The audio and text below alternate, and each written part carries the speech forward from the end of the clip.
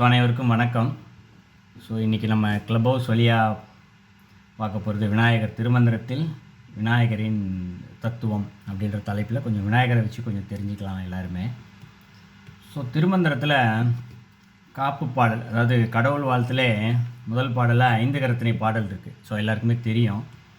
5 கரத்தினை, யானை முகத்தினை, இந்தின் இளம்பெறை போலும் எயிற்றனை, நந்தி மகண்டனை, ஞான கொழுந்தினை புந்தியில் வைத்தடி போற்றுகின்றேனே அப்படின்ற பாடல். இந்த பாடல் வேறு கருத்துக்களை கொண்டு இருக்குது. என்ன மாதிரி கருத்துக்குன்னா, ஒன்று இது திருமந்திர பாடலே இல்லை அப்படின்னு சொல்லுகின்ற சாரரும் இருக்காங்க. ஏன்னா பெரிய புராணத்தில் சேக்கிலார் ஒன்றவன் தானே என்ன ஆரம்பிக்கும் பாடல்னு அவரே அந்த இடத்துல ஆதாரமாக நிற்கிறார். ஒன்றவன் தான் முதல் பாடல் திருமந்திரத்தில் அப்படின்னு சொல்லி. ஆனால் இந்த பாடல் முதல் பாடலாக இப்போ நமக்கு இருக்குது. அதனால் பிற்சேர்க்கை பாடல் அப்படின்றது ஒரு சாரருடைய கருத்தாக இருக்கும். இன்னொரு சாரர் என்ன சொல்லுவாங்க, இல்லை இது விநாயகர் பாட்டு தான், திருமந்திரத்தில் தான் இருக்குது, கண்டிப்பாக திருமூலர் எழுதிய பாடல் தான். ஆனால் பிற்காலத்தில் இது விநாயகர் பாடலாக இருக்கிறதுனால முன்னாடி எடுத்து நம்மளுடைய சான்றோர்கள் வச்சுருக்காங்க அப்படின்னு சொல்லி அது ஒரு சாரருடைய கருத்தாக இருக்குது. 2 வகையான கருத்துக்களாக இருக்குது இந்த இடத்துல. ஏன்னா இந்த இடத்துல யானை முகத்தனை அப்படின்னு சொன்னாலே எடுத்தோடனே விநாயகர் தான் எல்லாருக்குமே ஞாபகம் வருவார். ரெண்டாவது 5 கரத்தினைன்னு சொல்லிட்டார். 4 கரங்களும் தும்பிக்கை கொண்ட ஒரு கரம் வச்சுருக்காரு அப்படின்னா எல்லாருக்குமே புரிந்துறதுனால எல்லாருமே இப்படி ஒரு கருத்தில் வச்சுருக்காங்க. பட் இதை வச்சு ரொம்ப டீப்பாக நம்ம ஆராய்ச்சி பார்க்கும் பொழுது, ஏன்னா இது ஒரு பல வருஷமாக இதை வச்சு சிந்திச்சு பல சான்றோர்களும் ஆண்டோர்களையும் கேட்டு பல ஞானிகள்கிட்ட இதை வச்சு டிஸ்கஸ் பண்ணி அப்புறம் தான் இறுதியாக அதனுடைய பொருள் நமக்கு புரிய ஆரம்பிச்சிது. கொஞ்சம் என்ன மாதிரி எங்களுடைய ஆராய்ச்சியில் நாங்கள் என்ன செஞ்சுருக்கோன்றதை சொல்கிறேன். இதனுடைய கருத்தாக தான் சொல்கிறேன். இதில் பலர் ஏற்றுக்கொள்ளலாம், பலர் ஏற்றுக்கொள்ளாமலும் இருக்கலாம் இந்த பாடலே உங்களுடைய யாரையவே. ஏன்னா எங்ககிட்ட சான்று இருக்குது, அதுக்கான சான்றோடு தான் பேசுகிறோம் இங்கே. முதல்ல இதுக்கான விளக்கத்தை பார்த்துருவோம். விளக்கத்தை பார்க்கும்போது எல்லாருக்கும் புரிஞ்சிடும். ஏன்னா எல்லாருமே புத்தகத்தில் எழுதியிருக்கக்கூடிய விளக்கங்கள் என்பது வேறு. ஏன்னா நம்ம வலைதளத்தில் கூட வேறு வகையான இதே விளக்கம் தான் எழுதி வச்சுருக்கோம். பட் இதுக்கு உண்மையான விளக்கம்னு பார்க்க போனோம்னா, ஒரு கருத்தை சொல்கிறேன், அதை அப்படியே கொஞ்சம் இமேஜின் பண்ணிக்க பார்க்குறதுக்கு கொஞ்சம் முயற்சி பண்ணுவோம் எல்லாருமே. அப்போ தான் அதோடைய புரிஞ்சிக்க முடியும், இந்த பாடலுடைய இமேஜினஸை புரிஞ்சிக்க முடியும். முதல்ல 5 கரத்தனை அப்படிங்கிறார். 5 கரங்களை கொண்டவனை அப்படின்றது நமக்கு தெரிஞ்ச பொருள். பட் அதோடைய உட்பொருளாக என்ன வச்சுருக்காரு அப்படின்னா, 5 பூதங்களை கரமாக கொண்டவனும் அப்படின்னு பொருளாக பார்க்கலாம். ஏன்னா இந்த உலகத்தில் 5 பூதங்கள் தான் இருக்குது. 6வது பூதம் என்று ஒன்றுமே கிடையாது. நம்ம எந்த ஒரு பொருளை பார்த்தாலும் சரி, நம்ம கண்கள் தெரியக்கூடிய பொருட்கள், பார்க்கக்கூடிய உணரக்கூடிய எல்லா பொருளாக இருந்தாலும் சரி 5 பூதங்களில் தான் அடக்குது. 6வது பூதம்னு ஒன்று கிடையவே கிடையாது இந்த இடத்துல. இந்த 5 பூதங்களை கரமாக கொண்டிருக்கிறார் ஒருத்தர், சரிங்களா? கொண்டவனும் 5 பூதங்களை கரமாக கொண்டவனும் இந்த இடத்துல. அடுத்து யானை முகத்தனை அப்படின்னு வருது. யானை அப்படின்னா நேரடியாக யானையை பொருள் கொள்ளாமல், விலங்காக இருக்கக்கூடிய யானையை பொருள் கொள்ளாமல் அதை கொஞ்சம் பிரித்து படிக்கலாம். யா, இந்த ஒரே ஒரு எழுத்திற்கான தமிழில் இன்னொரு பொருள் இருக்குது, உலகம் அப்படின்னு ஒரு பொருள் இருக்குது. யா என்றால் உலகம் என்று ஒரு பொருள் இருக்குது. யானை அப்படின்னா உலகம், அதனை முகமாக கொண்டவனும். அப்படி கற்பனை பண்ணிங்க, உலக உருண்டை இருக்குது, உலக உருண்டை தான் முகமாக இருக்குது இந்த இடத்துல. அதில் 5 கரங்கள் இருக்குது. 5 பூதம் இருக்குது, அதான் செயல்படுத்திக்கிட்டு இருக்குது இந்த இடத்துல. இது முதலடிக்கு பொருளாக சொல்கிறார். இரண்டாவது இந்தின் இளம்பிறை பூளும் எயிற்றனை அப்படிங்கிறார். அந்த இறைவன் இந்த இடத்துல உலகத்தில் முகவத்தமாக வச்சு 5 கரம் வச்சுருக்காரு. அவர் என்ன பண்ணிட்டு இருக்காருன்னா, அவர் சொல்கிற வார்த்தைகள் இந்தின் இளம்பிறை, இந்து என்று சொல்லப்படுவது இந்த இடத்துல சந்திரன் இந்த இடத்துல, சரிங்களா? சந்திரன் நிலாவின் இளம்பிறைங்கிறார். இளம்பிறை தெரியும் உங்களுக்கு, அமாவாசை முடித்தோடனே 2வது நாள் 3வது நாள் அதனுடைய பிறை நிலா.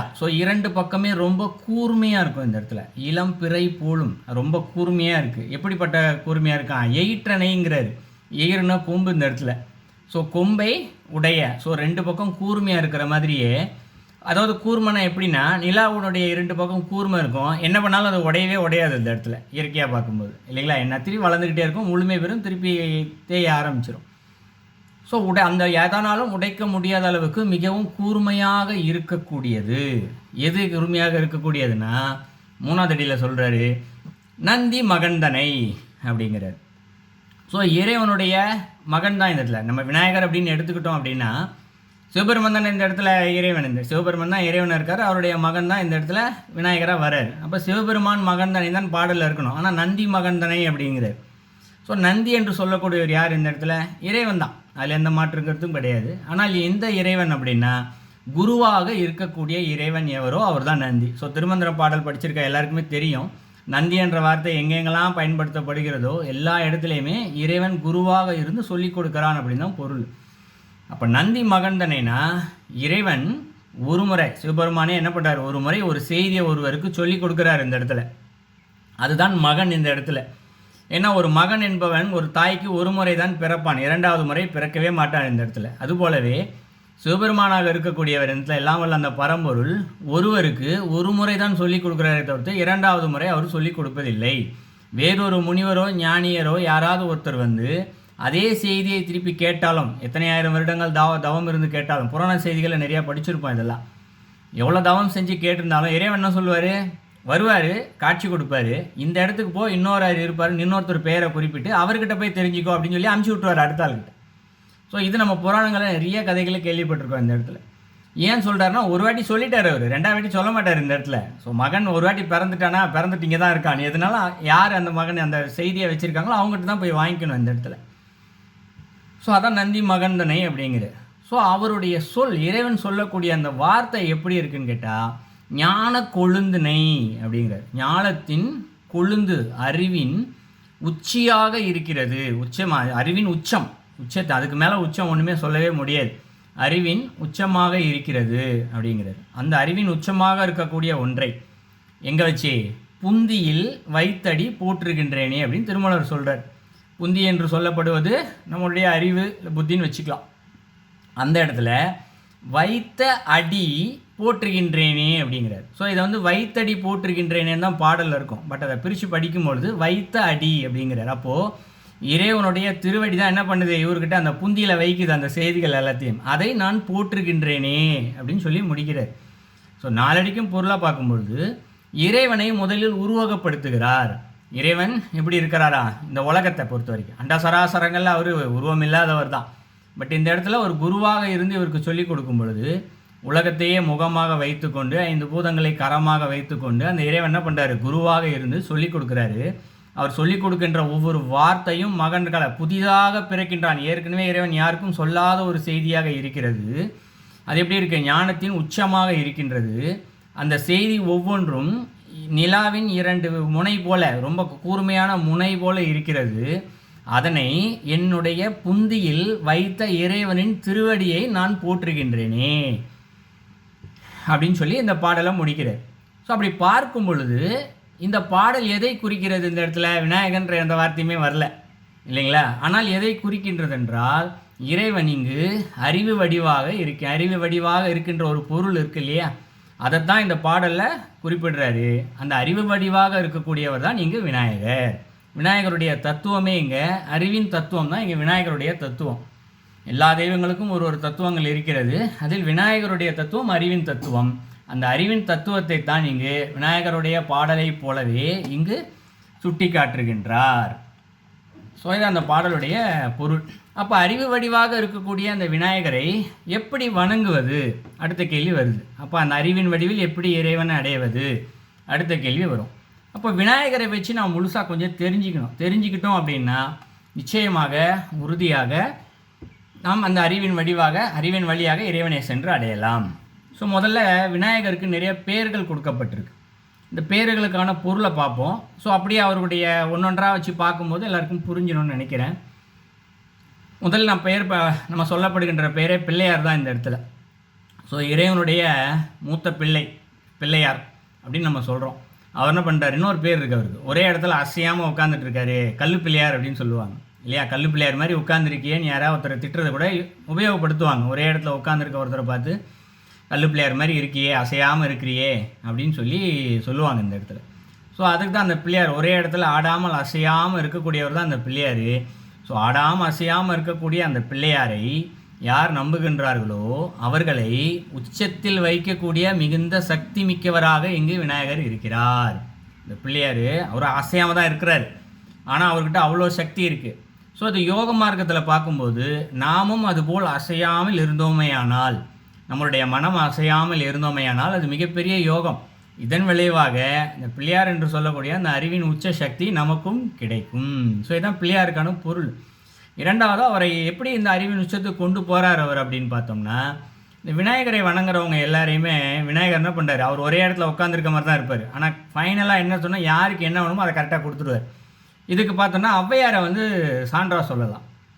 ஔவையார் பார்த்திங்கன்னா விநாயகர் தான் கடைசி வரைக்கும் வணங்கிக்கிட்டே இருந்தாங்க. இது எல்லாருக்குமே தெரிஞ்ச வரலாறு. ஸோ சுந்தரர் என்ன பண்ணுறாரு, கைலாசுக்கு போகிறாரு. போகும்போது ஔவையாரை கூப்பிட்றாரு, நான் கைலாசுக்கு போகிறேன், காலம் முடிஞ்சு போச்சு, உங்களுக்கும் காலம் முடிகிற காலம் வந்துச்சு, நீங்களும் வாங்க ஒன்றா போயிடலாம், இறைவன் இங்கே எனக்கு வாகனம் அமைச்சிருக்காரு, நம்ம போகிறேன் வாங்கன்னு கூப்பிடுறாரு. இப்போ ஔவையாரும் சரி போகலாம் அப்படின்னு யோசிக்கும் பொழுது, ஆனால் அவருக்கு பூஜை முற்று பெறல, அன்றைக்கி பூஜை நடக்கணும். யோசிச்சுட்டே இருக்காங்க, பூஜை வேறு பாதி முடியலையே, எப்படி போகலாம் அப்படின்னு யோசிக்கும் பொழுது விநாயகரே சொல்கிறார், நீ உன்னுடைய பாடலை பாடி பொறுமையாக நீ உன்னுடைய பூஜைகளே முடி, நானே உன்னை கொண்டு சேர்க்கிறேன் அப்படின்னு சொல்லி ஒரு காரணத்துக்காக சுந்தரர் அனுப்பிச்சி விட்டுறாங்க. சுந்தரர் போயிடுறாரு. போனவுடனே விநாயகர் என்ன பண்ணுறாங்க, இந்த ஔவையார் என்ன பண்ணுறாங்க, உட்காந்து நமக்கு இப்போ பாடல் பாடி விநாயகரை பூஜை செய்கிறாங்க. ஸோ அப்படி கிடச்சா தான் நமக்கு விநாயகர் அகவல். ஸோ பூஜை செஞ்சு முடித்த உடனே அடுத்த வினாடியே தன்னுடைய தும்பிக்கையில் என்ன பண்ணுறாரு, கொண்டு போய் கையில விட்டுறாரு. ஸோ சுந்தரர் போனார், அவருக்கு முன்னாடியே கொண்டு போய் விட்டுடுறாரு இந்த இடத்துல விநாயகர். ஸோ இவர் எப்படி இருந்தாலும் அவர் ஆடாமல் அசையாமல் ஒரே இடத்துல இருந்தால் கூட சரி, யார் எதை கேட்கிறார்களோ நம்புகிறவர்களுக்கு அதை தன்னுடைய அறிவினால் இங்கே அவர் செய்து விடுகிறார். ஸோ இது பிள்ளையாருக்கான பொருள். இன்னொரு பேரில் அழைப்போம், கணபதி, கணேஷ் அப்படின்லாம் சொல்லுவோம். ஸோ கணேஷ்னால் சமஸ்கிருதத்தில் தான் கணேஷ், தமிழ் சொல் கிடையாது கணேஷ்னு சொல்லப்படுறது. அதற்கு சரியான தமிழ் சொல் பார்த்தோன்னா கணபதின்ற பேரில் தான் அழைக்கிறாங்க இந்த இடத்துல, அழைப்போம். ஸோ சிவபெருமானுடைய தேவகணங்களுக்கு எல்லாருக்குமே அவர் தான் தலைவர் இந்த இடத்துல. ஸோ கணங்களுக்கெல்லாம் தலைவர்னால் பதின்னு ஒரு பொருள் இருக்குது. ஸோ தெரியும் நினைக்கிறேன் எல்லாருக்கும். ஸோ கணங்களுக்கெல்லாம் பதியாக இருப்பதால் இவர் இங்கு கணபதி என்றும் அழைக்கப்படுகிறார். இது ஒன்று.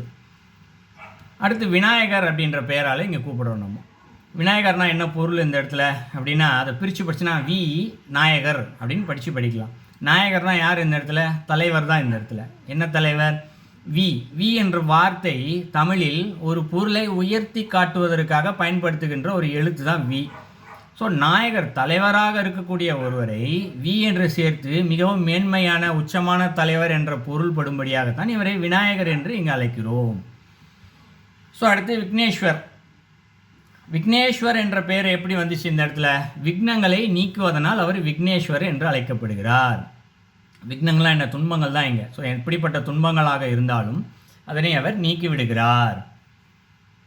ஸோ அடுத்து ஐங்கரன் அப்படின்னு ஒரு பெயரால் அழைக்கப்படுவோம். ஐங்கரனா என்ன, ஸோ ஏற்கனவே தெரியும் 5 கரங்கள் இருக்குது அவருக்கு, 4 கரங்கள் இருக்குது, ஒரு தும்பிக்கை இருக்குது. ஸோ இதனால் ஐங்கரன் என்ற ஒரு பெயரால் அழைக்கிறோம். ஸோ கஜமுகன் அப்படின்னு அழைக்கிறோம். ஸோ கஜம் அப்படின்னாலே இந்த இடத்துல சமஸ்கிருதத்தில் யானை என்பதும் பொருள். ஸோ முகன் என்றால் முகம் என்று பொருள். ஸோ யானை முகத்தோடு இவர் இருப்பதனால் கஜமுகன் என்று அழைக்கிறோம். ஸோ இதெல்லாம் அந்த பெயர் காரணங்களாக நம்ம இங்கே பார்க்கலாம். ஸோ விநாயகர் அடுத்து அவருடைய உறுப்புக்களை வச்சு நம்ம தெரிஞ்சுக்கலாம், காரணம் கொஞ்சம் தெரிஞ்சுக்கலாம். ஸோ விநாயகர் அறிவடிவமாக இருக்கார் அப்படின்ற முதல்ல தெரிஞ்சுக்கிறோம். அவர் எப்படி வழிபடலாம் அப்படின்றத அவருக்கு உறுப்புகளை வச்சு நம்ம கொஞ்சம் தெரிஞ்சுக்கலாம். ஸோ அறிவு அது ஒரு தத்துவம், நமக்குள்ள ஒரு சிந்தனை தோணுது இல்லையா, நம்ம பேசுகிறோம், செயல்புரிகிறோம், நிறைய சிந்திக்கிறோம், அதன் வழியாக பல சிந்தனைகள் என்ன படிக்கிறது கல்வி உள்ளே போகுது, வெளியிலேருந்து உள்ளே போவது கல்வி. இந்த இடத்துல அந்த கல்வி உள்ளே போயிட்டு வெளியில் வருது இல்லையா, நம்ம படித்த கல்வியினால் சில செயல்களை சிந்தித்து செயல்படுறோம், இதெல்லாம் அறிவு என்று பார்க்கப்படுகிறது. ஸோ வெளியிலேருந்து உள்ளே போகிறது கல்வி, உள்ளேருந்து வெளியில் வர்றது அறிவு இந்த இடத்துல. ஸோ இது ஒரு அறிவுடைய தத்துவம், நம்ம சிந்தனை. இந்த சிந்தனையை தான் இங்கே நம்ம உச்சத்தை தான் அறிவு அப்படின்னு சொல்கிறோம். இப்போ உதாரணத்துக்கு ஒரு வீடு வாங்க போகிறோம், இல்லை காரில் ஏதோ ஒரு பொருள் வாங்க போகிறோம், இல்லை அலுவலகத்துக்கு வேலைக்கு செய்கிறோம். அப்போ அதுக்கு என்ன செஞ்சால் இது நமக்கு நடக்கும் அப்படின்னு சொல்லி நம்மளுடைய சிந்தனையில் சிந்திக்கிறோம் இல்லையா. இதுதான் இந்த இடத்துல அறிவு. யாரை போய் பார்க்கணும், என்ன கார் வாங்கலாம், அதுக்கு என்னென்னலாம் செயல்கள் செய்யணும், இதெல்லாம் யோசித்து பிளான் பண்ணி நம்ம என்ன பண்ணுறோம், அப்போ ஆராய்ச்சி செஞ்சு பார்த்து கரெக்டாக அந்த பொருளை நமக்கு தேவையான பொருளை வாங்கிடுறோம் இந்த இடத்துல. ஸோ பொருளை வாங்குவதற்கு நம்முடைய அறிவு இப்படி தான் இந்த இடத்துல பயன்படுது இந்த இடத்துல. ஸோ இது சிற்றறிவு அப்படின்னு வச்சுக்கலாம். இந்த சிற்றறிவை சரியாக பயன்படுத்தி பேரறிவு ஞானத்தில் பெறலாம் இந்த இடத்துல. ஸோ பேரறிவு ஞானத்தை பெற்றுட்டு பிறவியில்லா நிலையை இங்கு பெறலாம் இந்த இடத்துல. ஸோ முதல்ல நம்மளுடைய விநாயகருடைய தலையை பார்க்கலாம். இந்த தலை யானையுடைய தலையாக இருக்குது இந்த இடத்துல இல்லையா, யானையுடைய தலை தான் இந்த இடத்துல இருக்குது. யானை ஏன் விநாயகருக்கு வச்சுருக்காங்க அப்படின்னு சொல்லி பார்த்தோம்னா, இந்த யானை பாகர்கள்கிட்டலாம் நீங்கள் போய் கேட்டிங்கன்னு வச்சுக்கோங்களேன், யானையை வச்சு என்ன சொல்லுவாங்கன்னா அது ஒரு குழந்தைங்க அப்படின்வாங்க. வேறு எந்த விலங்குகளுக்குமே இந்த பேரே இருக்காது. வீட்டில் வழக்கமாக நம்ம வளர்க்கக்கூடிய சில ஜீவராசிகளை வீட்டில் வளர்ப்பாங்க, நாய்க்குட்டி பூனைக்குட்டி இதை நாய் இதில் பூனைலாம் வளர்க்கும் போது அதை குழந்தை மாதிரி பார்த்துக்குவாங்க. ஆனால் அதை குழந்தைன்னு அவங்க சொல்லுவாங்களே தவிர்த்து யாரும் சொல்ல மாட்டாங்க, சரிங்களா. ஆனால் இந்த இடத்துல யானை பாகல் எல்லாருமே எவ்வளோ பெரிய யானையாக இருந்தாலும் சரி, வயசான யானையாக கூட சரி, அது குழந்தை மாதிரிங்க, அதுக்கு ஒன்றும் தெரியாங்க, என்ன சொன்னாலும் கேட்குங்க அப்படின்னு சொல்லுவாங்க. இந்த யானைக்கு தேக பலம் ரொம்ப அதிகம் இருக்குது, அதால் செய்ய முடியாத செயல் எதுவுமே கிடையாது இருக்கிற ஜீவராசிகள். ஆனால் அது என்ன பண்ணுது, தன்னுடைய வலிமையை பயன்படுத்தி எந்த ஒரு உயிரினத்தையுமே அது துன்புறுத்துறதே கிடையாது. எந்த உயிரினத்தையுமே வழக்கமாக மனுஷங்களுக்கே சின்ன உயிரினங்களை பார்த்தா ஒரு பயம் வரும் இல்லையா. வீட்டில் ஒரு கரப்பாம்பூச்சியை பார்த்தா கூட பயப்படுறவங்க இருக்காங்க. ஒரு பாம்பு போச்சுன்னா கேட்கவே வேணாம், ரொம்ப சின்னதான் பாம்பு, ஆனாலும் பயப்படுவாங்க, அவ்வளோ தூரம் பார்த்து ஓடுவாங்க தலை தெரிக்க. ஆனால் யானையை பார்த்தாலே ஒரு குஷி வந்துடும். யார் குழந்தைங்களுக்கு ரொம்பவே குஷி வரும். பெரியவங்க கூட என்ன பண்ணுவாங்க, எவ்வளோ வயசான நின்று அதை வேடிக்கை பார்த்துட்டு போவாங்க. ஏன்னா உள்ளுக்குள்ளே அது ஒரு சந்தோஷம் கிடைக்கும் இந்த இடத்துல. ஸோ அது ஒரு குழந்தை மாதிரி இந்த இடத்துல. ஸோ அந்த குழந்தையுடைய முகத்தை தான் இந்த இடத்துல ஸோ விநாயகருக்கு இங்கே வச்சுருக்காங்க. ஸோ அறிவானது இங்கே குழந்தை போல தான் நமக்கு இருக்கிறது. இது சிற்றறிவு, சிற்றறிவு சின்ன அறிவு. இது இங்கு குழந்தை போல இருக்கிறது. இதை பெரிய அறிவாக பேரறிவாக நாம் மாற்ற வேண்டும் இந்த இடத்துல. ஸோ இதை குறிப்பதற்கு தான் என்ன பண்ணாங்க, இந்த இடத்துல தலையை முதல்ல வச்சாங்க. அதுக்கு ஒன்றுமே தெரியல, குழந்தை மாதிரி தான் இருக்குது இந்த சிற்றறிவானது. இந்த பேரறிவாக நம்ம மாற்றணும், அதை உருவாக்கப்படுத்துவதற்காக, அந்த தத்துவத்தை புரிவதற்காக இங்கே வைத்தார்கள். அடுத்தது விநாயகரில் 2 பேர் இருப்பாங்க. ஒன்று இடம்புரி விநாயகர், இன்னொன்று வலம்புரி விநாயகர் அப்படின்றத வச்சுருப்பாங்க, பார்த்துருப்பீங்க எல்லாருக்குமே, எல்லா கோயிலையுமே இருப்பாங்க. இதில் இந்த இடம்புரி விநாயகர் என்பவர் ஒரு கோயிலுக்கு போனால் வாசலில் இருப்பார். ஆனால் வலம்புரி விநாயகர் கோயிலுக்கு பின்னாடியே வச்சுருப்பாங்க. ஸோ இது எல்லாருக்குமே தெரிஞ்சிருக்கும். வலம்புரி விநாயகர் எனக்கு தெரிஞ்சு எந்த கோயில், எங்கேயாவது 1-2 இருக்கலாம், பட் ஆனால் எனக்கு தெரிஞ்சு எந்த கோயிலுமே வலம்புரி விநாயகர் வாசலில் இருக்கவே மாட்டார், இடம்புரி விநாயகர் தான் இருப்பார். இதிலே ஒரு பெரிய சூட்சுமத்தை இந்த இடத்துல வச்சுருக்காங்க. இது ஒரு பெரிய ஆய்வு இது உண்மையிலே. ஸோ நீங்கள் கூட அதை செஞ்சு பார்க்கலாம் தாராளமாக.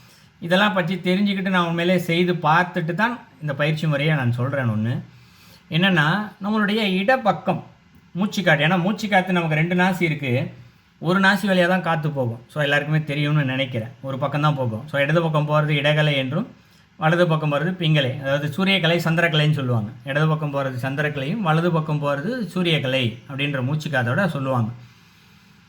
ஸோ இந்த சைடு விநாயகர்கிட்ட இடது பக்கம் இருக்கக்கூடிய இடபுரி விநாயகர். ஸோ முன்னாடி போய் நிற்கும் பொழுது இது புராண கோயில்களில், ரொம்ப பழைய கோயில்களில் இது பயிற்சி செஞ்சு பார்க்கலாம். நம்ம கோயிலுக்குள்ளே போகும்போது நமக்கு எந்த பக்கம் மூச்சுக்காற்று வருதுன்னே தெரியாது இல்லைங்களா. பாதி பேருக்கு வலது பக்கம் வரலாம், பாதி பேருக்கு இடது பக்கம் வரலாம். இடது பக்கம் வந்துருச்சுன்னா ஓகே, ஒன்றும் ப்ராப்ளம் இல்லை. வலது பக்கம் மூச்சுக்காற்று வருதுன்னு வச்சுங்க, வெளியில் வாசலை தாண்டுற வரைக்கும் இருக்குன்னே வச்சுக்கோமே.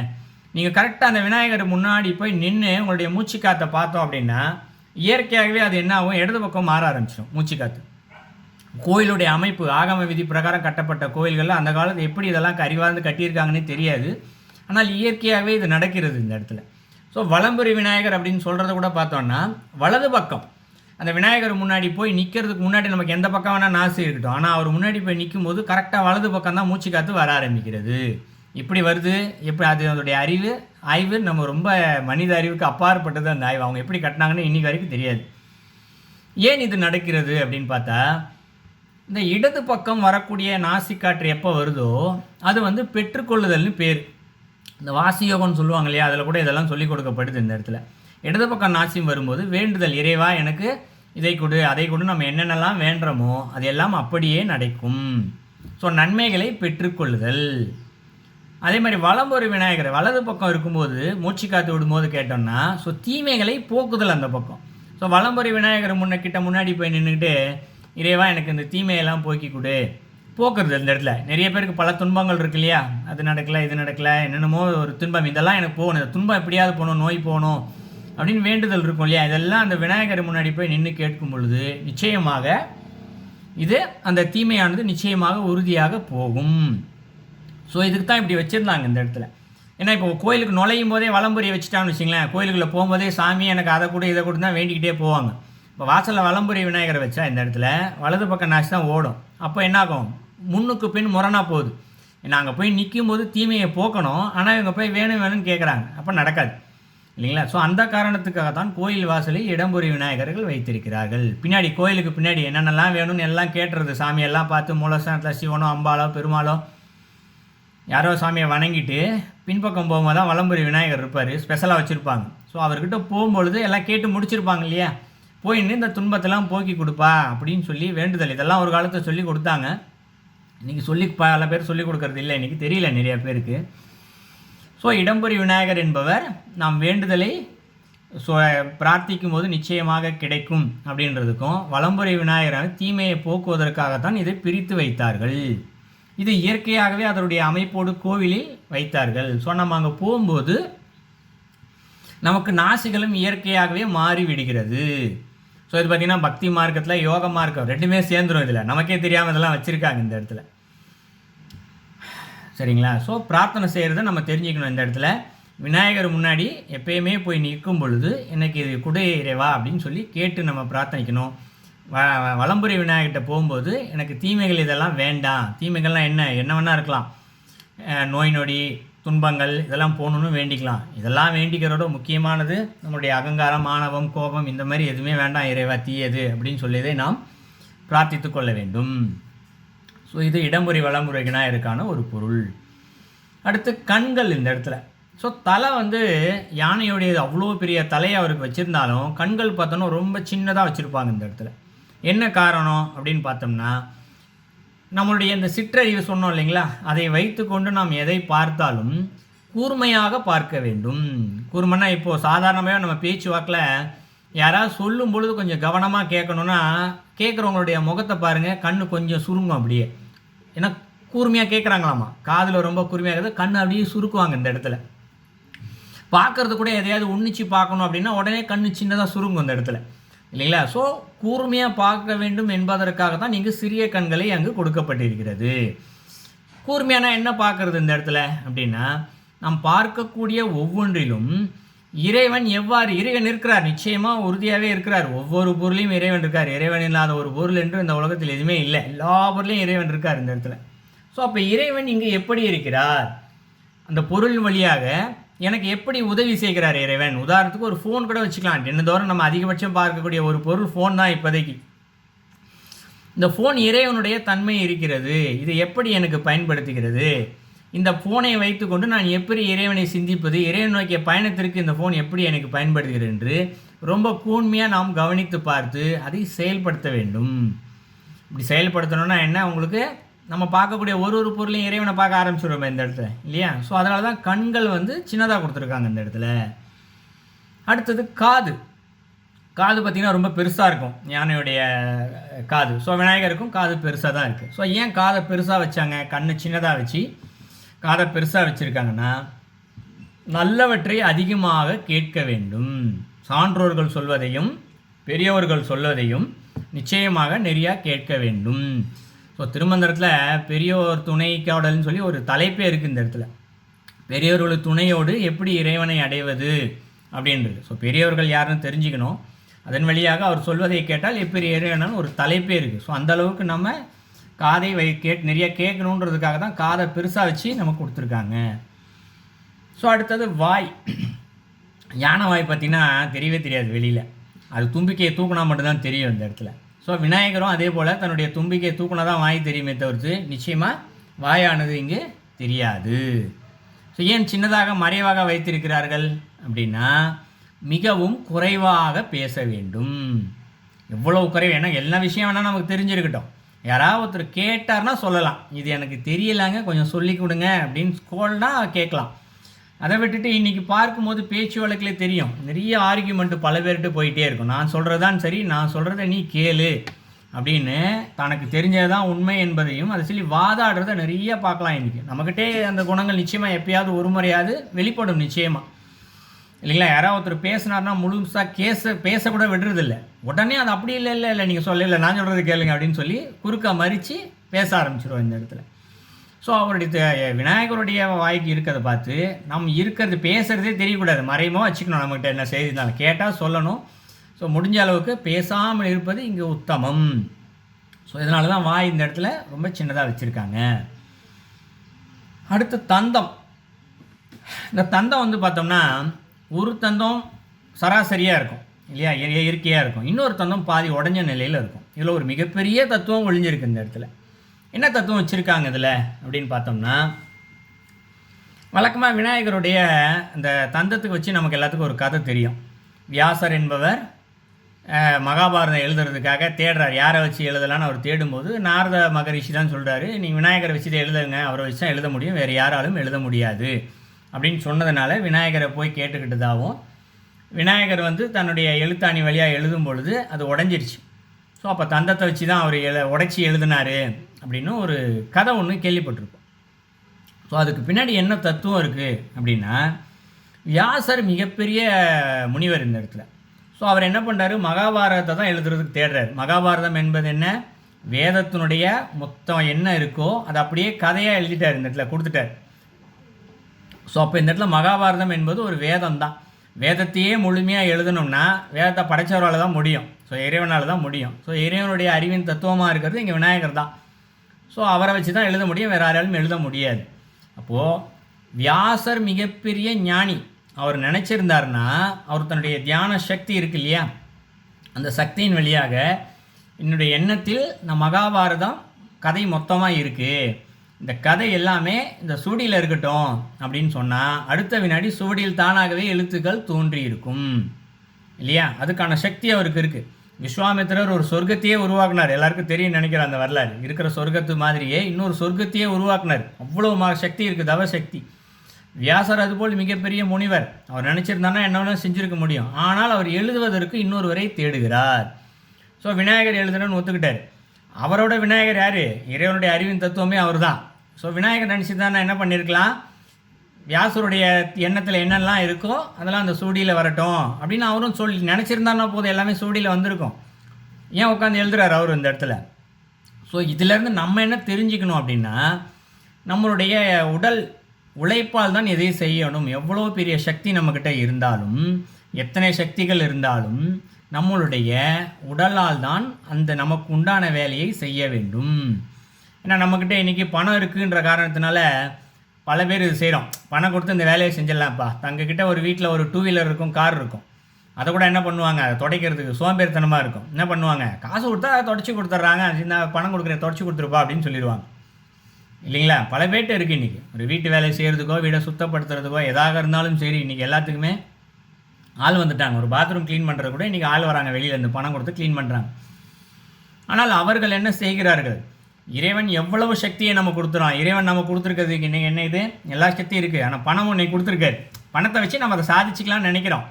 ஏன், ஸோ விநாயகர் நினச்சாலும் தனக்கு உண்டான சக்தினால் இதை சாதிச்சிருக்கலாம். ஆனாலும் தன்னுடைய உடல் உழைப்பால் தான் அவர் எழுதுகிறார். அந்த இடத்துல எழுத்தாணி உடைந்த போது கூட தன்னுடைய தும்பிக்கையை உடைச்சி எழுதுகிறார் அந்த இடத்துல. ஸோ தன்னுடைய உடல் உழைப்பால் செய்யக்கூடியவற்றை அனைத்தையுமே உடல் உழைப்பாதால் தான் செய்ய வேண்டும், தன்னுடைய சக்தியால் செய்யக்கூடாது என்பதை உணர்த்திய விஷயம்தான் இந்த இடத்துல தந்தம். ஸோ நம்ம உடல் உழைப்பால் செய்கிறதுனால என்ன ஆகுது, இந்த இடத்துல சோம்பேறித்தனம் இல்லாமல் இருக்கும் முதல்ல இல்லையா. மனுஷனுக்கு இருக்கக்கூடிய மிகப்பெரிய தீய குணத்தில் ஒன்று, பெரிய தீய குணம் சோம்பேறித்தனம் தான். இல்லைன்னா இன்னொன்று சொல்லலாம், தற்பெருமை, ப்ரெஸ்டீஜ். நான் எப்படி இந்த வேலையை பார்க்குறது, நான் எவ்வளோ பெரிய படிப்பு படிச்சிருக்கேன், நான் எவ்வளோ பெரிய ஆள், நான் போய் இந்த வேலை செய்கிறதா, இந்த எண்ணம் பல பேருக்கு உண்டு. ஸோ இது எல்லாம் இந்த மாதிரி குணங்கள் போக ஆரம்பிக்கிறோம். இந்த மாதிரி குணங்கள் எல்லாமே இறைவனை அடைய தடையாக இருப்பவை. ஸோ அந்த குணங்கள் எல்லாமே இங்கே போக ஆரம்பிக்கும்.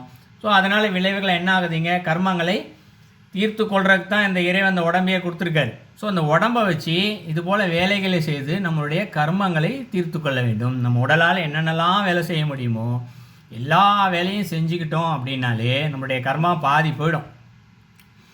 ஸோ இதை உணர்த்துவதற்காகத்தான் இந்த தந்தம் என்ற ஒரு விஷயத்தை இங்கே கொடுத்துருக்காங்க. அடுத்தது விநாயகருக்கு 4 கைகள் இருக்கும். ஸோ ஒவ்வொரு கையில் ஒன்று ஒன்று வச்சுருப்பார். ஒரு கையில் கோடாரி வச்சுருப்பார், ஒரு கையில் அங்குசம் வச்சுருப்பார், ஒரு கையில் கொலக்கட்டை வச்சுருப்பார், இன்னொரு கையில் வந்து அபயகரத்தை வச்சுருப்பார். ஸோ முதல்ல கோடாரி எதுக்கு வைத்திருக்கிறார்கள், ஸோ இது வேறு சில இறைவன் கூட வச்சுருக்காங்க. ஸோ அம்பாலாம் பார்த்திங்கன்னா நிறைய பேர் கையில் ஆயுதங்கள்லாம் வச்சுருப்பாங்க. அதில் கோடாரியும் பல தெய்வங்களுடைய கையில் ஆயுதம் இருக்குது, அதில் கோடாரி ஒன்று. இந்த கோடாரி என்று சொல்லப்படுவது என்னென்னா, இந்த பாச பந்தங்களிலிருந்து விடுவிச்சுக்கிறத காமிக்கிறது தான் கோடாரியே இந்த இடத்துல. அதாவது நம்மகிட்ட ஒரு பெரிய மாயை ஒன்று இருக்குது இல்லைங்களா? அந்த மாயை என்ற துன்பம், மாயை தான் என்ன பண்ணுது, ஒரு பந்தத்தினால் வரக்கூடிய துன்பங்கள் பல இருக்குது. நம்மளை விட்டு ஒருத்தர் பிரிஞ்சு போகிறாரு, அதனால் வரக்கூடிய துன்பம், நான் சொல்வதை இவர் கேட்க மாட்டுறாங்க அதனால் வர்ற துன்பம், இல்லை ஒருத்தர் இறந்து போயிட்டார் அதனால் வர்ற துன்பம், இல்லை இறந்துட்டாருன்னா சிலர்லாம் அதுலேருந்து வெளியில் வர்றதுக்கு ரொம்ப நாள் பண்ணிக்குவாங்க. இதன் விளைவாக என்ன பண்ணுவாங்க, சரியாக அலுவல் வேலையை பார்க்க மாட்டாங்க, வீட்டு வேலையை பார்க்க மாட்டாங்க, சாப்பிட மாட்டாங்க, இறந்துட்டாங்கனாலே. ஸோ தங்களுடைய கடமைகளிலிருந்து தவறுறாங்க இந்த இடத்துல. ஸோ அப்போ என்ன நினைக்கணும் இந்த இடத்துல, அவங்களுக்குன்னு ஒரு அறிவு இருக்குது இல்லையா? அந்த அறிவால் என்ன சிந்திக்க வேண்டும் இந்த இடத்துல, நம்ம மனசு துன்பப்பட்டுருக்கு, மனசு துன்பப்படுறதுனால இந்த உடலை சரியாக பார்த்துக்க முடியல, வேலையை சரியாக செய்ய முடியல, நம்மளுடைய கர்மாக்களை சரியாக முடியாததுனால இன்னும் பல நம்மளுடைய இறைவனை தூக்கிய பயணத்திற்கு தடையாக இருக்கும் இதெல்லாம். அதனால் நம்மளுடைய செயலை நாம் சரியாக செய்ய வேண்டும். அப்போ இந்த துன்பத்தை எப்படி போக்கிக் கொள்வது என்று அவர்கள் அறிவை உபயோகப்படுத்தி சிந்தித்து இந்த பந்த பாசத்தை கொஞ்சம் தள்ளி வைக்கணும் இல்லையா? ஒருத்தர் இறந்துட்டார்னா திருப்பி வரப்போகிறதில்ல, துன்பப்பட்டால் வந்துட போகிறாரா? நிச்சயமாக வர முடியாது. அப்போது என்ன பண்ணணும், அவர் நிச்சயமாக வரமாட்டார். ஆகவே நம்முடைய செயல்களை நாம் சரியாக செய்ய வேண்டும். கொஞ்சம் அறிவால் சிந்தித்து அந்த பந்த பாசத்தை வெட்டுதல் இந்த இடத்துல, அப்போ தான் அடுத்த செயலை நம்ம செய்ய முடியும் அப்படின்னு வெட்டுவதற்காகத்தான் நாங்கள் கோடாரி என்ற ஒரு ஆயுதத்தை வைத்திருக்கிறார் அந்த இடத்துல. ஸோ இதை தெரிஞ்சுக்கணும். ஸோ கோடாரி விநாயகருடைய உருவத்தை பார்க்கும்போதெல்லாம் ஒரு கையில் கோடாரி பார்த்துச்சுன்னா நம்ம இறைவன் முன்ன கோயிலுக்கு போகிறதே என்ன, எதையாவது கேட்குறதுக்கு தான் போகிறோம். இந்த துன்பம் அந்த துன்பம் எதையாவது ஒரு துன்பம்னு வேண்டிட்டு தான் போகிறோம், இது போகணும் அது போகணும். ஸோ அப்போ அதை பார்த்தோன்னே இந்த துன்பத்திற்கு காரணம் என்ன அப்படி என்பதை நம்மளுடைய அறிவால் யோசித்து அதை வேரோடு வெட்டி எடுத்துக்கொள்வதற்கு நாம் பழக வேண்டும். அடுத்த கையில் அங்குசம், இன்னொரு கையில் அங்குசம் எதை குறிக்கிறது இந்த இடத்துல அப்படின்னு பார்த்தோம்னா, மனுஷங்கிட்ட இருக்க இன்னொரு பெரிய குறை வந்து ஆசை இல்லையா? ஆசையே துன்பத்திற்கு காரணம், புத்தரே சொல்லிட்டு போயிட்டார். இந்த ஆசைகளை வந்து கட்டுக்குள்ளே வச்சுக்கொள்ள முடியாமல் தான் மனுஷன் ரொம்ப தவிக்கிறான். அது பொன்னாசையாக இருக்கலாம், பொன்னாசை, பொருளாசை, மண்ணாசை, நிறைய இருக்குது இந்த இடத்துல. இந்த ஆசையை கட்டுப்படுத்துறதுக்கு அங்குசத்தை வச்சுருக்காரு. எப்படி அதை புரிஞ்சிக்கலாம் அப்படின்னா, யானை மிகப்பெரிய உருவம் இல்லையா? அதை அடக்கிற பாகம் என்ன பண்ணுவான், கையில் ஒரு சின்ன கம்பி ஒன்று வச்சுருப்பான், அதோடைய முனை கொஞ்சம் குறுமையாக வரும், வளைஞ்சாப்பில் இருக்கும், அதுக்கு பேர் அங்குசம்னு சொல்லுவாங்க. அவன் என்ன பண்ணுவான், அதை முன்னாடி தான் வைப்பான். வெளில எங்கேயாவது போகிறதா இருந்தால் பார்த்துருப்பீங்க, யானை எங்கேயாவது அவன் வெளில பாத்ரூம் போகிறான் இல்லை எங்கேயாவது பக்கத்தில் எங்கேயாவது பார்க்க போகணும் அப்படின்னா யானை நிப்பாட்டி வச்சு அங்குசத்தை முன்னாடி கால் மேலே வச்சுட்டு இங்கே நில்லு அப்படின்னு சொல்லிட்டு போயிடுவான். அது அங்குசத்துக்கு கட்டுப்பட்டு அங்கேயே நிற்கும், யானை நகலாது. இல்லை வேறு ஏதாவது அது செய்ய வைக்கிறதா இருந்தால் கூட சரி, அந்த அங்குசத்தை காமிச்சு அவன் சைகை காட்டுவான், சைகைக்கு ஏற்றாறு போல் என்ன பண்ணும், அது தன்னுடைய செயல்களை செஞ்சிக்கும் இல்லைங்களா? யானை ஒரு எந்திரி, உட்காரு, இல்லை நடை, நம்ம அந்த இடத்துக்கு போகணும், இந்த செயல்கள் எல்லாத்தையுமே ஒரு அங்குசத்தை வச்சு அவன் கட்டுப்படுத்திடுவான். ஸோ நம்மக்கிட்ட இருக்க ஆசை வந்து பார்த்தோன்னா யானை மாதிரி அடக்கவே முடியாது. ஆசை யானைக்கு மதம் பிடிச்சிச்சின்னா அடக்கவே முடியாது. அந்த மாதிரி நம்மக்கிட்ட இருக்கக்கூடிய ஆசைகள் எதையுமே அவ்வளோ சீக்கிரம் எதுவும் அடங்குற ஆசையே கிடையாது சரிங்களா? ஒரு கார் வாங்கணும் அப்படின்னு ஆசை வந்தால் கூட சரி, அந்த கார் வாங்கினவனே அப்படியே ஆசை 2 நாளில் வேறு மாதிரி மாறும். கொஞ்சம் பெரிய காரை வாங்கியிருக்கலாமோ, இல்லை வேறு கலர் வாங்கியிருக்கலாமோ, இல்லை வேறு பிராண்டு வாங்கியிருக்கலாமோன்னு உடனே ஆசைக்கு போக ஆரம்பிச்சிடும். அவசரப்பட்டு வாங்கிட்டோமே துன்பத்துக்கு போய்டும் அந்த இடத்துல இல்லைங்களா? ஸோ அந்த ஆசைகள் தான் பல நேரத்தில் இப்படி நம்முடைய அமைதியை கெடுக்குது இந்த இடத்துல. ஸோ அதனால் இந்த அங்குசம் எப்படி என்று சொல்லப்படுவது ஒரு அமைதியை வந்து அமைதிப்படுத்தக்கூடிய ஒரு பொருளாக இருக்குது சரிங்களா? ஸோ அங்குசத்தை பார்க்கும்போது நம்ம என்ன பண்ணணும், நம்முடைய ஆசை வெளியில் வரும்போதெல்லாம் விநாயகருடைய அங்குசத்தை நினச்சி நாமும் அமைதியாக இருக்கணும், அந்த அங்குசம் நம்ம வச்சு அமைதியாக இருக்கணுன்றதை கற்றுக்கணும் இந்த இடத்துல. ஸோ இது ஒன்று அங்குசம். இன்னொரு கையில் கொலக்கட்டை வச்சுருப்பார். ஸோ கொலக்கட்டைக்கு என்ன பொருள் அப்படின்னு யோசித்து பார்த்தோம் அப்படின்னா, கொலைக்கட்டிக்குள்ளே என்ன இருக்குது அப்படின்னு பார்த்தோம்னா, உள்ளே வந்து ஒரு இனிப்பு வச்சுருப்பாங்க. அந்த இனிப்புக்கு பேர் வந்து பூரணம் அப்படின்னு சொல்லுவாங்க. ஸோ எதுலேயுமே நாம் பூரணத்துவம் பெற வேண்டும், பூரணமாக இருக்க வேண்டும் என்பதை குறிப்பதற்கு தான் அங்கே பூரணத்துவமே. என்ன பூரணம் அப்படின்னு பார்த்தா, காலையில் எந்திரிக்கிறதுலேருந்து இரவு படுக்க போகிற வரைக்கும் நம்மளுடைய செயல்கள் ஒவ்வொரு செயல்லையுமே பூரணத்துவமாக செய்யணும். உதாரணத்துக்கு காலையில் எந்திரிச்சுனே ஒரு அலுவலகம் போகிறோம் அப்படின்னா அதில் என்ன பூர்ணத்துவம் இருக்குது யோசிச்சு பார்த்தோன்னா, காலையில் எழுந்தோடனே முதல்ல சுத்தமாக குளிக்கணும், முதல்ல அலுவலகத்துக்கான என்ன உடையோ அந்த உடையை நீட்டாக ட்ரெஸ் பண்ணணும், அலுவலகத்துக்கு தேவையான பொருளெல்லாம் எடுத்துக்கிட்டோமா, மதிய உணவு எடுத்துக்கிட்டோமா, இது எல்லாத்தையும் அமைதியாக சிந்திச்சு பார்த்து வெளியில் வந்து நின்றுனா அது பூர்ணத்துவம் இல்லையா? இல்லை நிறைய பேர் அலுவலகத்துக்கு போகும்போது பார்த்துருப்பான், அவசர அவசரமாக கிளம்புறது, அதை காணும் இதை காணும், ஐடி கார்டை காணும், கார் சாவியை காணும், வண்டி சாவியை காணும்னு ஒரு டென்ஷனோடையே போயிட்டுருக்கோம். இது பூரணமே கிடையாது. இது எதாக இருந்தாலும் முன் திட்டமிட்டு சரியாக செய்து அமைதியான முறையில் நான் வீட்டிலேருந்து கிளம்புதல் தான் இந்த இடத்துல ஒரு பூர்ணம். ஸோ வீட்டை விட்டு வெளில வந்தாச்சு, இப்போ ஒரு 2 வீலர்லேயோ கார்லேயோ போகணும். ஸோ காரில் போகிறோம் அப்படின்னா கார் சுத்தமாக இருக்கா இல்லையா? காருக்கான பூர்ணத்துவம் அது. கார் சுத்தமாக இருக்கிறதா, 4 டயர்லேயும் காற்று இருக்கா, பெட்ரோல் ஃபுல்லாக இருக்கா, ஏதாவது ரிப்பர் இருக்கா. ஸோ இப்படி ஒன்று ஒன்றா பார்த்து பார்த்து காரை முழுமையாக வைத்து கொள்ளுதல். ஸோ பூர்ணத்துவம் இதுவும். ஸோ அலுவலகம் போகிறது கூட பார்த்தோன்னா சரியான நேரத்துக்கு போகிறது, அலுவலகத்தில் நமக்கு என்ன வேலையோ அதை சரியாக செய்வது. இன்றைக்கி அலுவலகத்தெல்லாம் பார்த்தோன்னா இவங்க கொடுக்குற சம்பளத்துக்கு இந்த வேலை செஞ்சால் போதுன்ற மனநிலை பாதி பேர்ட்டு இருக்குது, சரிங்களா? ஸோ சம்பளத்துக்கு தான் வேலைன்ற மாதிரி ஆகிப்போச்சு இன்றைக்கி. பட் ஆனால் நமக்கு உண்டான கடமைகளை சரியாக செய்தோமா, இதை முதல்ல சிந்தித்து கொண்டு அதை சரியாக செய்தோமேயானால், இப்படி காலையில் எழுவது முதல் இரவு படுக்க போவது வரை செய்யக்கூடிய ஒவ்வொரு செயலிலும் சுத்தமாக முழுமையாக செய்து முடித்தோமையானால் அது பூர்ணத்துவம் பெறுகிறது. இல்லை, நமக்கு உண்டான வேலையை நம்ம தான் செய்கிறது. ஸோ நம்ம கீழே இருக்க ஒருத்தர் இருக்கிறோன்னா இந்த வேலையை அவன்கிட்ட கொடுத்துருவான், நம்ம சும்மா இருப்போம்னு இதுவும் பல அலுவலகத்தில் இருக்குது. பாலிடிக்ஸ் இருக்குது இன்றைக்கும். எல்லா வேலையும் அடுத்தவங்கள்ட்ட கொடுத்துட்டு சில பேர் சும்மா இருக்காங்க, பார்க்கலாம் நிச்சயமாக. ஸோ அதுபோல் இல்லாமல் நமக்கு உண்டான வேலையை தாமே அதுவும் பூர்ணமாக செய்வது, சரியான சிந்தனை, இதுதான் சரியான சிந்தனை. ஸோ இதுபோல் இருந்தோமேயானால் அப்போ நாமும் அங்கு அந்த பூர்ண இனிப்பாக மாறுவோம். ஸோ விநாயகருக்கு அதான் பிடிக்குது, இந்த இடத்துல அதான் பிடிக்கும். ஸோ இது என்ன செய்யும், நம்மக்கிட்ட ஒரு ஒழுக்கத்தையும் டிசிப்ளினையும் கொண்டு வருது. அதுவே என்ன பண்ணும், நமக்கு நம்மளுடைய அறிவை மேன்மை நிலைக்கு கொண்டு போகும், அது பேரறிவுக்கு கொண்டு போகும். ஸோ இன்னொரு கை வந்து பார்த்தோன்னா அபயகரம். இன்னொரு இறைவனுடைய கரத்தில் அபயகரம் ஒரு கரம். ஸோ அபயகரம் எதை குறிக்கிறதுன்னா ஆசி கொடுக்கறது தான் குறிக்கிறது இல்லையா? போய் இறைவான்னு கேட்குறோம், ஆசி கொடுக்குறாரு. எப்படி கிடைக்கும் அந்த ஆசி? ஏன்னா கேட்குறத அப்படியே கொடுத்துருவார் இந்த இடத்துல இல்லையா? நம்ம முதல்ல தர்ம வழியில் கரெக்டாக நிற்கணும். அன்பு வழி, தர்மம், அன்பு, இதில் மட்டும் நம்ம கரெக்டாக நடந்துக்கிட்டோம் அப்படின்னா அங்கே போய் நின்னோடனே நீ கொடுப்பான்னு நம்ம கேட்கவே வேணாம், அவரே ஆசி கொடுத்துருவார். நம்ம வீட்டில் இருக்கிற குழந்தைங்க நம்ம சொல்லாமே அன்றைய பாடத்திட்டத்தை ஃபுல்லாக படித்து முடிச்சிட்டாங்கன்னு வச்சுக்குவோம். டெய்லி வந்தவொடனே அவங்களே அவங்களுக்கு நான் பாடத்தெல்லாம் படித்து முடிச்சுட்டு அவங்க வேலையில் செஞ்சு முடிச்சிட்டாங்கன்னா பெற்றவங்களுக்கு ஒரு மகிழ்ச்சி இருக்கும். அவன் என்ன கேட்டாலும் வாங்கி கொடுத்துருவாங்க இல்லையா? இல்லைனா என்ன பண்ணுவாங்க, ஆமாம் சொல்கிறத படிக்க மாட்டேற, எப்போ பார்த்தாலும் விளையாண்டுருக்க, உனக்கு நான் வாங்கி கொடுக்கணுமான்னு ஒரு கேள்வி வரும் இல்லையா? இது நமக்குள்ளே இருக்குது, இதெல்லாம் பெரியவங்கள்கிட்டே இருக்குது. ஸோ நம்ம சிறியவங்ககிட்ட என்ன எதிர்பார்க்குறோம், அவங்க சரியானபடி நடந்து கொள்ள வேண்டும், அவர்களுக்கான வேலையை அவர்கள் சரியாக செய்யணும். அவங்களுக்கான சரியான படிக்கிறது ஒன்று தான், சரியாக செய்யணும்னு எதிர்பார்க்குற மாதிரி இந்த உலகத்தில் நம்ம இருக்கோம், நம்ம சரியானபடி நடந்து கொள்ள வேண்டும், தர்ம வழியில் நடந்து கொள்ள வேண்டும் என்று இறைவன் பார்ப்பார். எல்லாத்துக்கும் அப்பா அவர் தானே இந்த இடத்துல. ஸோ அப்போ அப்படி நாம் நடந்து கொள்ளும் பொழுது அவருடைய ஆசையானது எப்பயும் நம்மகிட்ட கிடச்சிக்கிட்டே இருக்கும். கோயிலுக்கு போய் அவர் கையை காமிச்சு அதுக்கு முன்னாடி தலையை கொண்டு போய் வச்சு தலையில் வாங்கிட்டால் தான் ஆசைன்றது கிடையாது. இன்றைக்கும் பெருமாள் கோயிலில் சடாரின்னு வைப்பாங்க தலையில் இல்லையா? பெருமாளுடைய திருவடி வச்ச ஒரு கிரீடத்தை நம்ம தலையில் வைப்பாங்க, சடாரின்னு சொல்லுவாங்க. அதை போய் வாங்கினா தான் அவருடைய ஆசை கிடைக்கும்னு பொருளா, இல்லைனா கிடைக்காதுன்னு பொருளா? அப்படி கிடையாது. இந்த இடத்துல நாம் எப்பொழுது சரியானபடி நடந்து கொள்கிறோமோ அப்பொழுது அந்த அபயகரமானது நிச்சயமாக நமக்கு எப்பொழுதுமே நம்மை காத்து கொண்டே இருக்கும் இல்லையா? எது நல்லதோ அதை கொடுத்து கொண்டே இருக்கும், எது தீவையோ அதை விலக்கி கொண்டே இருக்கும். ஸோ தேவையில்லாத சிந்தனை என்பது இங்கே இருக்கக்கூடாது. ஸோ தேவையில்லாத சிந்தனை தான் நம்மளை தப்பு செய்ய தூண்டுது. ஸோ தர்ம வழியிலேருந்து மீறி சொல்ல தூண்டுது. ஸோ நாம் சரியானபடி இருக்க வேண்டும் என்பது இந்த இடத்துல அதை குறிக்கிறது. இது அபயகரம் குறிக்குது. ஸோ அடுத்தது தும்பிக்கை. இதுதான் 5வது கையாக நம்ம பார்க்கப்படுறது. தும்பிக்கை எதை குறிக்கிறது அப்படின்னா அது நம்பிக்கையை தான் குறிக்கிறது இந்த இடத்துல. தும்பிக்கை என்பது நம்பிக்கை. இந்த இடத்துல நாம் எடுத்த காரியத்தில் உறுதி என்பது இருக்க வேண்டும்.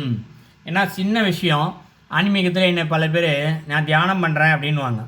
4 நாள் கழிச்சு நானும் எவ்வளோ நேரம் உட்கார்றேன்ப்பா, மனசு அடங்கவே மாட்டேங்குதுப்பா, 5ஆவது நாளில் அவங்க செய்கிறதே கிடையாது. இது பல பேர்கிட்ட பார்க்கலாம், பல பேர் சொல்லவும் கேள்விப்பட்டிருக்கலாம் எல்லாருமே இல்லைங்களா? ஸோ அப்போ இந்த இடத்துல எடுத்த காரியத்தில் அவர்களிடம் உறுதி இல்லை என்பது பொருளாகிறது. என்னுடைய தும்பிக்கை வச்சு பாருங்கள், அது எவ்வளோ பொருளாக இருந்தாலும் சரி, ஒரு மரத்தையே சர்வசாரமாக சாய்ச்சி போட்டுரும். அது தும்பிக்கையை ஒரு சுற்றி இழுத்துச்சுன்னா பெரிய மரம் கூட சரி, உறுதியான மரம் கூட சாஞ்சிடும். ஸோ நம்முடைய நம்பிக்கை தான் இந்த இடத்துல நம்மளுடைய உறுதித்தன்மை நம்மளுடைய மனசு கூட அதிகரிக்கும்.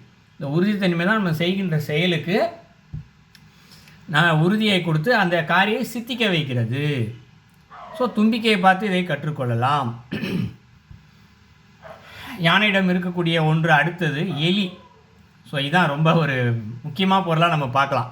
எலி என்பது ரொம்ப சாதாரணமாக நம்ம பார்த்துட்டு வந்த இடத்துல, ஆனால் அந்த எலி தான் நமக்கு மிகப்பெரிய செய்திகளெல்லாம் இங்கே சொல்லிக் கொடுக்குது. இந்த இடத்துல யானை கீழே இருக்கக்கூடிய ஒரு சுண்டலி தான்.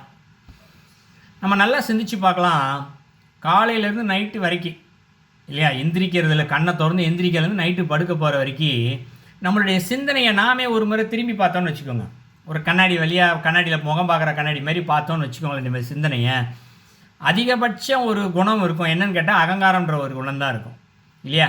என்ன குணம் இருக்கும்? நான் என்பது அகங்காரம். இந்த இடத்துல நான் எந்திரிச்சேன், நான் குளிச்சிட்டேன், நான் ஆஃபீஸ் போகிறேன், என் சட்டை, என் ட்ரெஸ்ஸு, என் அலுவலகம், என் குடும்பம், எல்லா சிந்தனையிலையுமே பாருங்கள், வாயை திறந்து சொல்கிறோமோ இல்லையோ, இந்த எண்ணங்கள் தான் அளவுக்கு அதிகமாக நம்மிடம் இருக்கிறது. அகங்காரம் என்ற ஒன்று நம்மை அறியாமல் நமக்குள்ளே இருக்கிறது. சரிங்களா? அப்போது இது சிற்றறிவு. இந்த இடத்துல சின்ன அறிவு, இந்த அகங்காரத்தோடு இருக்குது. இந்த சின்ன அறிவினால் சிந்திச்சு பார்த்தா இது அகங்காரம். இப்போது பேரறிவு ஒன்று இருக்குது. அந்த பேரறிவு சிந்திச்சுன்னா எப்படி இருக்கும்? இறைவனொருளால் நான் எழுந்தேன், இறைவனொருளால் இச்செயலை நான் செய்தேன். எல்லாத்துலேயுமே இறைவனை சேர்த்துக்குவாங்க இல்லையா. இது பேரறிவு. ஆனால் இன்னொன்று இருக்கக்கூடியது சிற்றறிவு. இப்போ அறிவு குறைபாடு இருக்குது நம்மக்கிட்ட இல்லையா. இன்றைக்கி இருக்கக்கூடிய அறிவு பல பேருக்கு கோவம் கூட வரலாம். என்ன இது இன்னும் அறிவு இருக்கா அப்படின்னு கேட்டால் கோவம் வரும் இல்லையா. அதுபோலவே நம்ம எல்லாத்தையுமே இது போல் எண்ணம் இருக்குது, இது அறிவு குறைபாடு அப்படின்னு சொன்னால் பல பேருக்கு கோவம் வரலாம், உண்மை. ஆனால் அதுதான் உண்மை இந்த இடத்துல. காரணம் என்ன? அகங்காரம் அதிகபட்சம் இருக்கிறதுனால இங்கு அறிவு குறைபாடு என்று ஒன்று இருக்கிறது. அறிவு குறைபாடால் இந்த சிந்தனை வருது. இந்த சிந்தனையை நம்ம பேரறிவு சிந்தனையாக மாற்றணும். எப்படி மாற்றிக்கிறதுன்றது தான் இந்த எலியை சிம்பாலிக்காக காமிச்சிருக்காங்க. எலியோடைய அறிவு ரொம்ப சின்ன அறிவு சரிங்களா. அதுக்கு அறிவில்லாத ஒரு ஜீவராசினா எலியை குறிப்பிட்டு சொல்லலாம். என்னென்னா, எலி போய்கிட்டே இருக்கும். அது போகிற வழியில் நடுவில் ஒரு பொருள் தடுக்கும் சரிங்களா. அது என்ன சின்ன சோப்பாக கூட இருக்கலாம். அது என்ன பண்ணும்? சுற்றி போகணும் இல்லையா. சுற்றி போனால் அது எங்கே போகணும்னு நினைக்கிறதோ அது போயிடும். ஆனால் எலி என்ன பண்ணோன்னா சுற்றி போகாது. அது என்ன பண்ணுவோம்? கடிச்சு போட்டு தான் போகும். கடித்து தள்ளி விட்டுட்டு போகும் இந்த இடத்துல. அதனால தான் வீட்டில் எலி இருந்துச்சுனால எதையாவது கடிச்சு வைக்குதுன்னா காரணம் அதுதான். அது வேறு சில காரணங்கள் கூட குறிப்பிடப்பட்டு, ஏன்னா சுண்டெலி, பெருச்சாலி, மூஞ்சலி நிறையா இருக்குது எலிகள். ஒவ்வொன்றும் கடிப்பதற்கு ஒரு காரணம் சொல்லப்படுது. பட் முக்கியமான காரணமாக இங்கே பார்க்கப்படுறது, தன்னுடைய போகும் பாதையில் அது என்ன பண்ணுது? இருக்கிற பொருளை கடித்து வைக்கிறது. தன்னுடைய சிந்தனையில் சுற்றி போக வேண்டும் என்ற ஒரு அறிவு இல்லாததினால்தான் அது அப்படி இருக்கிறது.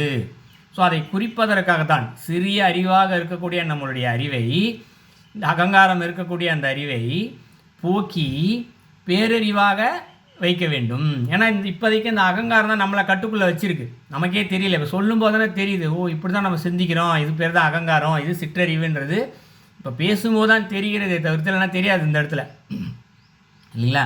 ஸோ அகங்காரம் நம்மளை கட்டுப்படுத்தி வச்சுருக்கு இந்த இடத்துல. ஸோ அந்த அகங்காரத்தை நாம் கட்டுப்படுத்தணும். நம்மகிட்ட இருக்க ஒரு அறிவுன்னு ஒன்று இருக்குது இல்லையா, விநாயகர் என்று சொல்லக்கூடிய அந்த அறிவு நமக்குள்ளே இருக்குது. இந்த அறிவை பயன்படுத்தி நம்ம என்ன பண்ணோம்? எலியை அதுக்கு நம்ம கட்டுப்படுத்தி வச்சுக்கணும். கட்டுப்படுத்தி வச்சுன்னா எலி மேலே நம்ம ஏறி உட்காந்துக்கலாம். அதுதான் விநாயகர் எலியை வாகனமாக்கி மேலே உட்கார வச்சுருக்கார். அகங்காரம் தானே சிறிதாக்கி அதன் பேர் நாம் அமர்ந்து கொள்ள வேண்டும். இதை தான் அந்த எலியுடைய கான்செப்ட் நமக்கு புரிய வைக்கிறது. ஒவ்வொரு சிந்தனையிலும் செயலிலும் அகங்காரம் இருக்கக்கூடாது, நமக்கு கீழே தான் அது இருக்க வேண்டும் அப்படின்றது ஒரு தத்துவம். இன்னொரு தத்துவம் என்ன சொல்லுது அதே எலி அப்படின்னா, அறிவில் குறைந்த ஜீவன் எலி அந்த எலியாக இருந்தாலும் எப்பொழுது நாம் அந்த விநாயகரை சரணடைகிறோமோ அப்பொழுது அவர் என்ன பண்ணுறார்? நமக்கு அந்த பேரறிவை கொடுத்து தன்னிடமே வைத்து கொள்வார். இது இரண்டாவது நம்ம தெரிஞ்சக்கூடிய செய்தி. ஏன்னா இப்போ நம்மக்கிட்ட சிற்றறிவு இருக்குன்னு பார்த்துட்டோம். இது அவ்வளோ சீக்கிரம் போகவும் போகாது. இப்படி போகிற மாதிரி நம்ம பேசணுன்னா நம்மளை மனநலம் பாதிக்கப்பட்டோம் நீக்கி இருக்க உலகத்தில் சொல்ல ஆரம்பிச்சிருவாங்க இல்லையா. ஒரு அலுவலகத்தில் போயிட்டு இறைவனால் இந்த வேலையை நான் செய்கிறேன், இறைவனால் நான் கையெழுத்து போடுகிறேன், இறைவனால் நடக்கிறேன் நம்ம சொல்லி செஞ்சுக்கிட்டே செஞ்சோம் அப்படின்னா நம்மளை ஒரு மாதிரி ஏறாயிரங்க தான் பார்ப்பாங்க இல்லையா. ஆனால் இதற்கு வாயால் சொல்வதல்ல, மனதால் சிந்தித்தல். வாயால் சொன்னால் தானே இதெல்லாம் அவங்களுக்கு தெரியும். வாயால் இல்லை நான் எல்லாம் இறைவனால் செய்கிறேன்னு சொல்லிட்டு மனசுக்குள்ளே அகங்காரம் இருந்துச்சுன்னா அதுவும் தப்பு தான் இந்த இடத்துல. ஸோ முதலில் மனம்தான் இந்த இடத்துல இறைவனை சரணடைய வேண்டும். இறைவா என்னால் உன்னால் தான் நடக்குதுப்பான்னு மனசால் நம்ம சரணடையும் போது நிச்சயமாக இறைவனானவர் என்ன பண்ணுறாரு? விநாயகரானவர் நாம் அவரை சரணடையும் போது நம்மை தடுத்து ஆட்கொண்டு நம்மை அவரோடு பேரின்ப அந்த பேரறிவை கொடுத்து நம்ம தடுத்து வச்சுக்கிறார் இந்த இடத்துல. இது ஒரு சுட்டி காட்டுது. இன்னொன்று இருக்குது. யோக நெறியில் பார்க்கும் பொழுது சிந்தித்தோம் அப்படின்னா நம்மளுடைய மூச்சு காற்று இருக்குது இல்லையா, இந்த மூச்சு காற்றையும் நம்மளுடைய உள்ளுக்குள்ளே ஒரு ஓங்காரம் ஓடிக்கிட்டு தான் இருக்குது. ஓங்கார சத்தம் அசபைன்னு சொல்லுவோம். அசபை தலைப்பு 4வது தந்திரத்தில் இருக்குது. ஸோ நம்முடைய மூச்சு காற்றை சரியானபடி பயன்படுத்தி எப்போ அந்த உள்ளுக்குள்ளே இருக்க ஓங்காரத்தை ஓம் நாதத்தோடு நம்ம சேர்க்குறோமோ அப்போ என்ன ஆகுது, இந்த இடத்துல உள்ளே அடக்கி வச்சோம் அப்படின்னா இங்கே அட்டமா சித்தியே கிடைக்கும் இந்த இடத்துல. ஸோ யோக நெறியில் பார்த்தோம் அப்படின்னா நம்மளுடைய மூச்சு காற்றை வைத்து யோக பயிற்சிகள் செய்தோமேனால் அட்டமா சித்திகள் கிடைக்கும். அட்டமா சித்திகளை வைத்துக்கொண்டு ஒரு எலி போன்ற ஒரு லேசான ஒரு எடை குறைவான ஒரு ஜீவராசி மேலே எவ்வளோ பெரிய ஜீவராசி ஆகிறதா, யானை போல் ஒரு வலிமையான ஜீவராசி கூட மேலே ஏறி உட்காரலாம், அந்த சக்தியானது கிடைக்கும் அப்படின்ற ஒரு பொருள் அதில் குறிப்பிடப்படுது. ஸோ இது யோக நெறியில் பார்க்கக்கூடியது. ஸோ எலியை வைத்துக்கொண்டு நாம் இந்த சிந்தனையை இங்கு பார்க்கலாம். ஸோ அடுத்தது விநாயகருடைய வயிறு. இதான் மிகப்பெரிய, இதுவும் ஒரு பெரிய கருத்தை நம்ம இங்கே பார்க்கலாம். விநாயகருடைய வயிறை வச்சு நம்ம தெரிஞ்சுக்கணும் அப்படின்னா தொந்தி கணபதி அப்படின்னு சொல்லுவோம் இல்லையா. இன்னொன்று லம்போதரன் அப்படின்ற பேர் இருக்குது. ஸோ லம்போதரன் அப்படின்னாலே பெரிய தொந்தியை உடையவன் அப்படின்னு சொல்லி பேர் கொடுக்கு. எந்த இறைவனுக்குமே தொந்தி பெருசாகவே கிடையாது. இங்கே விநாயகருக்கு மட்டும்தான் கொடுக்கப்பட்டிருக்கு இந்த இடத்துல இறைவன்கள்லேயே.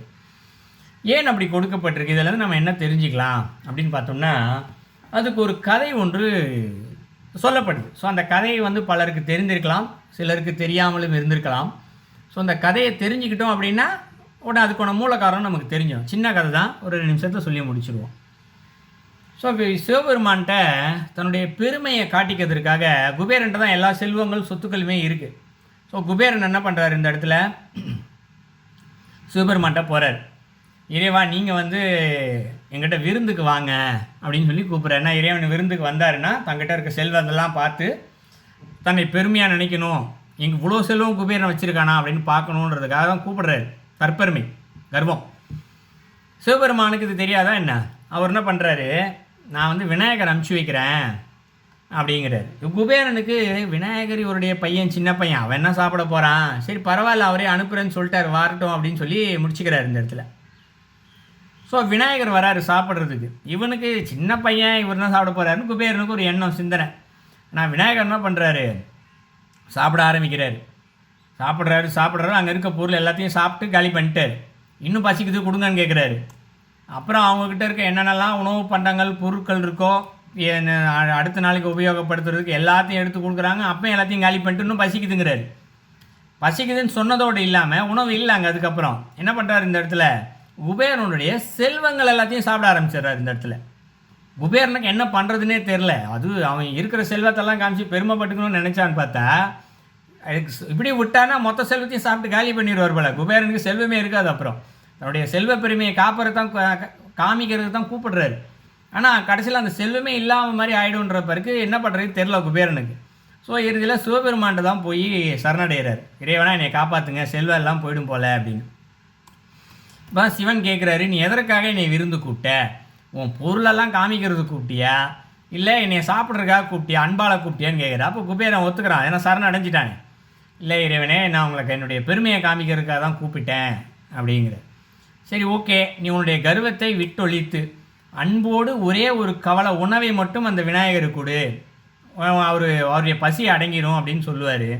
உடனே குபேர் என்ன பண்ணுவார், தன்னுடைய அகங்காரம் கர்வம் இல்லாமல் ஒரு உணவை மட்டும் அங்கே கொடுப்பாரு. கொடுத்தவனே விநாயகர் ஏப்பை விட்டு போதும் அப்படின்னு சொல்லிட்டு கிளம்பிடுவார் இந்த இடத்துல. ஸோ இது ஒரு கதை.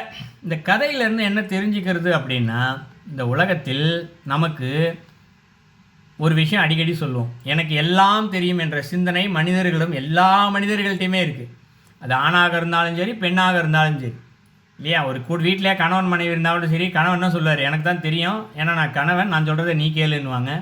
மனைவி நான் சொல்கிறதையும் கேளம் கொஞ்சம், எனக்கு தான் எல்லாம் தெரியும்னு அவங்க சொல்லுவாங்க. ஸோ ஒரு ஆர்கியூமெண்ட் எல்லா வீட்லேயுமே இருக்கும். இது அலுவலகம் போனாலும் இருக்கும். மேனேஜராக இருக்கவர், நான் மேனேஜர், நான் சொல்கிறத கேளுன்னுவார். கீழே இருக்கவர், என்னையா ஒன்றுமே தெரியல, எல்லாம் மேனேஜராக உட்கார வச்சுருக்காங்க, எனக்கு தான் எல்லாம் தெரியும்ன்றது கீழ் வேலை மட்டத்தில் இருக்கவங்க யோசிப்பாங்க. ஸோ சிந்திச்சு பார்த்தோம்னா எல்லாருக்கும் இந்த சிந்தனை உண்டு. தனக்குத்தான் அதிகம் தெரியும் என்ற எண்ணம் இயற்கையாகவே மனிதர்களிடம் அனைவரிடமே இருக்கிறது. இது ஒரு பெரிய கர்வம், இது எனக்கு தான் தெரியும் அப்படின்ற எண்ணம். இந்த எண்ணம் இருக்கும் வரைக்கும் நிச்சயமாக நம்மால் அந்த பேரறிவை பெறவே முடியாது. எவ்வளோ பெரிய கல்வி கற்றிருந்தாலும் சரி, இந்த உலகத்தில் எத்தனை பெரிய கல்வி, எவ்வளோ பெரிய உயர்கல்வி எல்லாம் என்ன தெரிஞ்சிருந்த எவ்வளோ பெரிய ஆய்வாளராக இருந்தாலும் சரி, மருத்துவராக இருந்தாலும் சரி, எனக்கு தான் தெரியும் என்ற ஒரு சிந்தனை என்பது இருந்தால் நிச்சயமாக அதனால் ஒரு பயனும் இல்லை. அவரிடம் இருக்கக்கூடிய அறிவு, செல்வம் அனைத்துமே அந்த கர்வம் என்ற தற்பெருமை என்று சொல்லக்கூடிய கெட்ட குணமானது இவர்கிட்ட இருக்கக்கூடிய எல்லாத்தையுமே தின்று அழித்துவிடும். இவர்கிட்ட வேறு என்ன இருக்கும்? புண்ணியம் என்னென்னலாம் வச்சுருக்காரோ, செல்வம் எது இருந்தாலும் சரி, எல்லாத்தையும் ஒரு நாள் நிச்சயமாக அழித்துவிடும். ஸோ அதனால் இந்த விநாயகருடைய அந்த தொந்தியிலிருந்து நாம் தெரிந்து கொள்ள வேண்டிய செய்தி, எனக்கு ஒன்றும் தெரியாது, எல்லாம் இறைவன் செயல் என்ற ஒரு எண்ணம் மட்டும்தான் இருக்க வேண்டும். மீறி எனக்கு தெரியும் என்ற சிந்தனை இருந்தால் அங்கே இருக்கிற அறிவும் பறிபோகும். ஸோ இறைவனை சரணடைய வேண்டும், எனக்கு ஒன்றும் தெரியாது என்ற சிந்தனை வர வேண்டும். அப்பொழுது தான் அங்கு பேரறிவு ஞானமானது கிடைக்கும் என்பதை இந்த தொந்தியிலிருந்து நாம் தெரிந்து கொள்ளலாம். ஸோ இது ஒரு செய்தி. இதுவரைக்கும் விநாயகருடைய ரூபங்களெல்லாம் பார்த்து என்னென்னலாம் இருக்குது, என்னென்னலாம் நம்ம தெரிஞ்சுக்கலாம் அப்படின்னு சொல்லி பார்த்தோம். இதெல்லாமே இறைவனை விநாயகருடைய சந்நிதிக்கு நம்ம போனோன்னா இப்போ பார்த்த கருத்துக்களோடு நம்ம சிந்தித்து நம்ம காலையிலேருந்து இறைவன் வரைக்கும் நம்ம செயல்பட்டோமே ஆனால் நிச்சயமாக நம்மளுடைய சிற்றறிவானது பேரறிவாக மாறும். பேரறிவு வந்துருச்சுனாலே இங்கே ஞானம் பெறலாம், ஞானம் பெற்றாலே இறைவனை உணர்ந்து விடலாம். இது ஒரு கருத்து. இன்னொன்று உண்டு, என்னென்னா இந்த பிள்ளையார் சொல்லி அப்படின்னு சொல்லுவாங்க இல்லையா? நம்ம எழுதும் போதெல்லாம் பிள்ளையார் சொல்லின்னு போட்டு நம்ம வழக்கமாக எழுதுகிற வழக்கம்லாம் இருந்தது. ஸோ நம்ம இருக்கிற எல்லாருக்கும் சிறு வயதில் எழுதியிருப்போம்னு நினைக்கிறேன். இன்றைக்கி யாருக்கும் அந்த பழக்கம் இருக்கிறதா எனக்கு தெரியல எழுதுகிற இடத்துல. ஸோ ஒரு பள்ளி புத்தகங்களில் கூட பார்த்திங்கன்னா அப்போ அந்த பிள்ளையார் சொல்லி போட்டு தான் ஆரம்பிப்பாங்க எதாக இருந்தாலும். ஸோ அதற்கு என்ன பொருள்? அது ஏன்னா பேரே பிள்ளையார் சொல்லி தான் வைக்கப்பட்டிருக்கு அதுக்கு இல்லையா? அதுக்கு என்ன பொருள் அப்படின்னு பார்த்தோம்னா, திருமந்திரத்தில் அழகான ஒரு பாடல் கொடுத்துருக்காரு. திருவம்பல சக்கரம் அப்படின்னு ஒரு தலைப்பில் பாடல் 950 4வது தந்திரத்தில் இருக்குது. ரொம்ப அழகாக அதுக்கான பொருள் கொடுத்துருக்காரு. அதில் என்ன சொல்கிறார் அந்த இடத்துல, வெளியில் இரேகை, ரேகையில் அத்தலை, சுழியில் உகாரமாம் சுற்றிய வன்னி, நெளிதரு கால்கொம்பு, நேர்விந்து நாதம், தெளியும் பிரசாதம் சிவமந்திரமாமே அப்படிங்கிறார். முடிக்கும்போது சிவமந்திரம் சொல்லி முடிக்கிறார். எப்படி வரையணும்னு சொல்கிறார். முதல்ல இந்த பிள்ளையார் சொல்லி என்று சொல்லக்கூடிய ஊவண்ணாவை எப்படி எழுதணும்னு சொல்கிறாரு. சொன்னதுக்கு அப்புறமே என்ன சொல்கிறாரு, அதில் மேலே ஒரு சுழி போடுங்க, கீழே ஒரு கோடு போடுங்க, ரெண்டையும் இணைக்கிறதுக்கு ஒரு சுழி ஒன்று வரைங்க, வரைச்சா ஊ வந்துடும் சொல்லிடுறாரு. இந்த இடத்துல வளைந்த கொம்பு ஒன்று வரைங்க, ஊ வந்துடும் அப்படின்னு சொல்லிடுறாரு முதல் 2 அடியில். அதுக்கப்புறம் என்ன சொல்கிறாரு, சுற்றிய வன்னி அப்படிங்கிறார் இந்த இடத்துல. ஸோ இந்த ஊ எழுத்தை சுற்றி ஒரு வன்னிங்கிறார். வன்னி என்று சொல்லப்படுவது ஒரு அக்னி, நன்மை செய்யக்கூடிய அக்னி ஏதோ அதான் வன்னி இந்த இடத்துல, சரிங்களா? ஸோ நன்மை செய்யக்கூடிய ஒரு அக்னி, அது வந்து எப்படி ஒரு அறிவு கொழுந்துன்னு சொல்லுவோம் இல்லையா, அறிவின் உச்சம் நெருப்பு போல் இருக்குது அப்படின்னு சொல்லுவாங்க இல்லையா, அது மாதிரி இந்த சுழி வந்து இருக்கான், ஊ இருக்கான், அது எப்படி இருக்கான் அதை தெரிஞ்சுக்கணும் அப்படிங்கிறார். தெளியும் பிரசாதம்ங்கிறாரு. ஊ என்ற எழுத்தை நாம் பார்த்து மனதில் நாம் பதிய வைத்து அதை தியானம் செய்தோமே ஆனால் அந்த எழுத்திலிருந்து வரக்கூடிய அந்த என்ன சொல்கிறாரு, விந்துநாதம்ங்கிறாரு, வெளிச்சம் சத்தங்கிறாரு. ஒரு சத்தமும் வெளிச்சம் ஒன்று வரும், அதை உணருங்க அப்படிங்கிறாரு. தெளியும் பிரசாதம்ங்கிறாரு. அதை உணர்ந்துட்டோன்னா சிவமந்திரம் கிடைக்கும் அப்படிங்கிறார். ஸோ சிவமந்திரம் கிடச்சிச்சுன்னா என்ன, உங்களுக்கு பேரறிவு ஞானம் ஈஸியாக கிடச்சிடும் இந்த இடத்துல. ஸோ ஒரு பிள்ளையார் சொல்லி என்று சொல்லக்கூடிய ஒரு சின்ன ஊவண்ணாவில் இந்த இடத்துல சிவமந்திரத்திற்கான ஒரு பொக்கிஷம் அதில் ஒளிந்திருக்கிறது. அதை தான் இங்கே ஊ போட்டு நம்ம ஆரம்பித்தோம் ஒரு காலத்தில். ஸோ ஊ ஏன் ஒரு அடி போடும்போது என்ன ஆகும், நம்மளுடைய மனசில் பதியும் இல்லையா, ஜீன் மெமரின்னு சொல்லுவோம். ஸோ ஒரு வாட்டி அது போட பதிஞ்சிக்கிட்டே இருக்கும். ஆனால் நம்ம என்ன பண்ணுறோம், அதை தியானமாக சிந்திக்கிறது இல்லை. ஆனால் இவர் இந்த இடத்துல சிந்திக்கணுங்கிற நமக்கு போட சொல்லி கொடுத்தாங்க, போட்டு எழுதி முடிச்சுட்டே இருந்தோம். அது காரண காரியம் நம்ம யாரும் பெரியவங்கள்ட்ட கேட்கல. பட் அதில் உண்மையான நோக்கம் என்னென்னா, நாம் எழுதுகின்ற செயல் ஒவ்வொன்றிலையும் அந்த ஊ போட்டு அதை சிந்தித்து கொண்டே நாம் செயல்பட, நாம் எந்த செயலை செய்வதற்காக அந்த ஊ வரைந்தோமோ அதில் இருக்கக்கூடிய அந்த அறிவானது நம்மை சரியானபடி செய்ய வைத்து நம்ம அதில் வெற்றி பெற வைக்கும். அதுதான் ஊ அப்படின்ற ஒரு வார்த்தையை போட வச்சாங்க. ஸோ விநாயகரை வச்சு ஓரளவுக்கு இன்னும் நிறையா இருக்குது. பட் நேரம் கிட்டத்தட்ட அரை மணி நேரம் ஐயா சொன்னாங்க, 1 மணி நேரத்துக்கு மேலே பேசிட்டோம்னு நினைக்கிறேன். ஸோ அதெல்லாம் மேற்கொண்டு இன்னும் சில செய்திகள் இருந்தால் அடுத்த வகுப்பில் பார்ப்போம். ஸோ எனக்கு தெரிஞ்ச வரைக்கும் கொஞ்சம் சொல்லியிருக்கேன். மேற்கொண்டும் பலவும் செய்திகள் இருக்கலாம். ஸோ மேற்கொண்டும் தகவலும் தெரிந்து கொள்வோம். ஸோ இதன் வழியாக இந்த சிற்றறிவு அறிவை வைத்து பேரறிவு ஞானத்தை பெற்று இறைவனை உணர்ந்து கொள்ளலாம் அப்படின்னு சொல்லி நம்ம இதோட நிறைவு செய்கிறோம் இந்த கருத்தை. ஸோ உங்களுக்கு ஏதாவது கேள்விகள் கருத்துக்கள் இருந்தாலும் சொல்லுங்கள். ஸோ நம்ம ஜூம் மீட்டிங்கில் இருக்கவங்க கொஞ்சம் வெயிட் பண்ணுங்கள். ஸோ நம்ம க்ளப் ஹவுஸில் இருக்கவங்க ஏதாவது கேட்டாங்கன்னா அங்கே பதில் சொல்லிவிட்டு நம்ம இதுக்கு வரேன், நம்ம ஜூம் ஐடிக்கு வருவோம். சொல்லுங்க ஐயா. நன்றிங்க ஐயா. உண்மையிலே ஏன் ஒரு கடவுளுக்கு முன்னாடியும் கோயிலுக்கு முன்னாடியும் விநாயகர் வைக்கிறாங்க, விநாயகர் காப்பு வைக்கிறாங்க, பிள்ளையார் சுழி போட்டு ஏன் ஆரம்பிக்கணும் அப்படின்றதுக்கு பல பரிமாணங்கள். அரை மணி நேரம்ன்றது 1 மணி நேரமாக பேசி இன்னமும் முற்று பெறாமலே இருக்கின்ற விநாயகரும் ஒரு ஆச்சரியத்துக்கு ஒருவராகவே பலம் வருகின்றார். அத்தகைய பெருமையெல்லாம் எங்களுக்கு சுட்டிக்காட்டி எங்களை உங்களோட அழைத்து செல்ல விரும்புகின்ற தங்களை என்றென்றும் போற்றி வணங்குகின்றோம். மேலும் கீழே இருக்கின்ற மக்கள் எங்களுக்கு எதனும் கேள்விகள் இருந்தால் சாட் பாக்ஸில் போடலாம், இல்லைனா மேலே வந்து கேள்வி கேட்டுக்கலாம். இல்லை கருத்துக்களை பரிமாறி சிறப்பு விருந்தினரை கௌரவித்தும் பேசலாம். மிக்க நன்றி.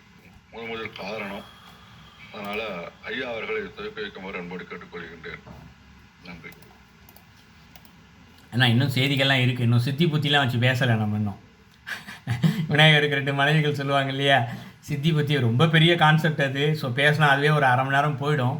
ஸோ இன்னும் நேரம் நிறைய பத்தாதுன்றதுனால அது இன்னொரு வகுப்பில் சொல்லுவோம். சித்தி புத்தி வச்சு பேசலை. அப்புறம் நம்ம ஞானப்பழம், விநாயகர் கதையில் திருவிழாவில் படத்தில் ரொம்ப முக்கியமான கான்செப்ட் ஞானப்பழம் தான்.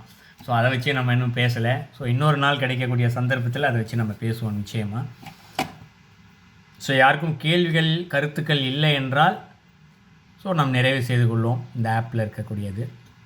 வணக்கம் சரவணன். வணக்கம் சொல்லுங்கம்மா. வணக்கம் சொல்லுங்கம்மா. இந்த கருத்தனைக்கு நல்ல விநாயகர் திருவாரம் இந்த கருத்தனை ஆனம்புவத்தனை அன்பு விளம்பரம் ஒழுமைத்தனை நந்தி மகந்தனை ஞான குழந்தனை புந்திய தத்தாடி போட்டு நாங்கள் முதல் தொடங்கவே விநாயகரை கும்பிட்டு தான் செய்யணும். அதுக்கு இந்த 5 கையிட்டு ஒவ்வொன்றுக்கும் வரிவரியா எல்லா விளக்கம் சொல்லி இருக்கிறீர்கள். நாங்கள் ஒரு 5 கை தான் இருக்கு, ஒரு முகம் அவ்வளோ தான் நாங்களும் தெரியும். தொப்பி கை இருக்குது இவ்வளோ. யானை என்ன இது யானை முகத்தவன் என்ன யானையை வச்சிருக்கிறேன் எரி வாகனம்.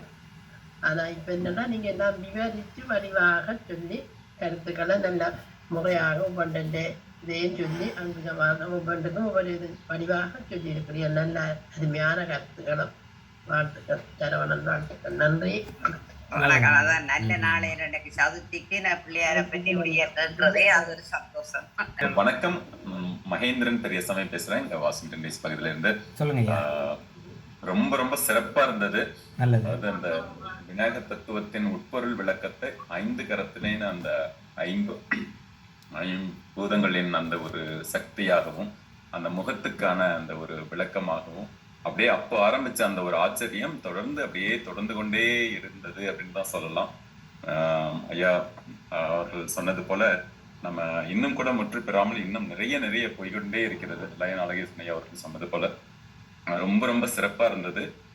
நிச்சயமா இது எல்லாமே ஒன்று காட்சி ரீதியாக அல்லது ஒன்று மேலோட்டமாக பார்ப்பது, அதை அந்த திருமந்தத்தில் வருகின்ற அந்த யானை மறைத்தது அப்படின்றது, மரத்தை மறைத்தது மத யானை அப்படின்ற அந்த பாடல் தான் நினைவு வருது. அப்படியே அது மாதிரி எத்தனை நம்ம உள்ளுக்குள்ள வந்து ஒரு கலந்திருக்கின்ற அந்த ஒரு உட்பொருள், அதை எவ்வளவுக்கு எவ்வளவு நம்ம உணர்ந்து நாம் அதை வணங்குகிறோமோ, அது நமது வாழ்வியலோடு நாம் எப்படி கலக்கிறோமோ.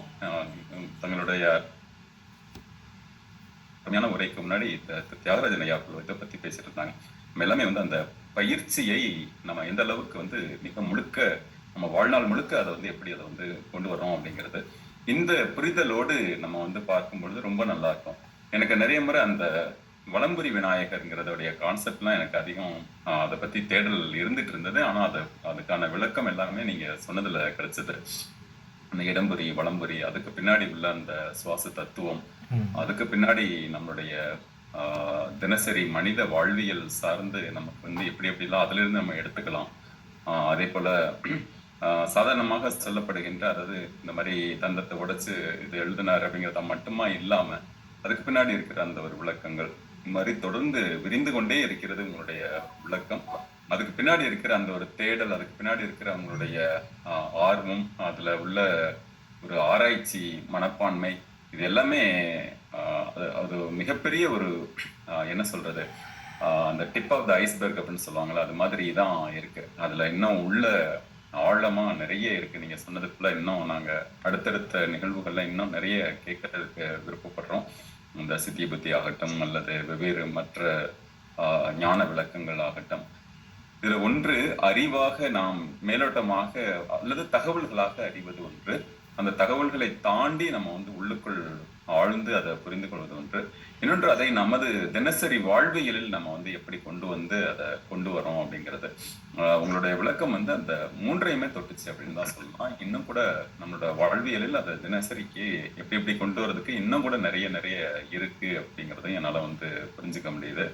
இந்த ஒரு அரிய முன்னெடுப்பை எடுத்த நம்மளுடைய கெவிஞானம் குழுவுக்கும் உங்களை மாதிரியான மிக பெரும் ஆளுமைகளை, அது நல்ல ஒரு ஆய்வு பார்வையில் பார்க்கின்ற அற்புதமான அந்த மாமணிகளை, அது இந்த தை 1 சமயத்தில் கொண்டு வந்தது ரொம்ப ரொம்ப நிறைவு.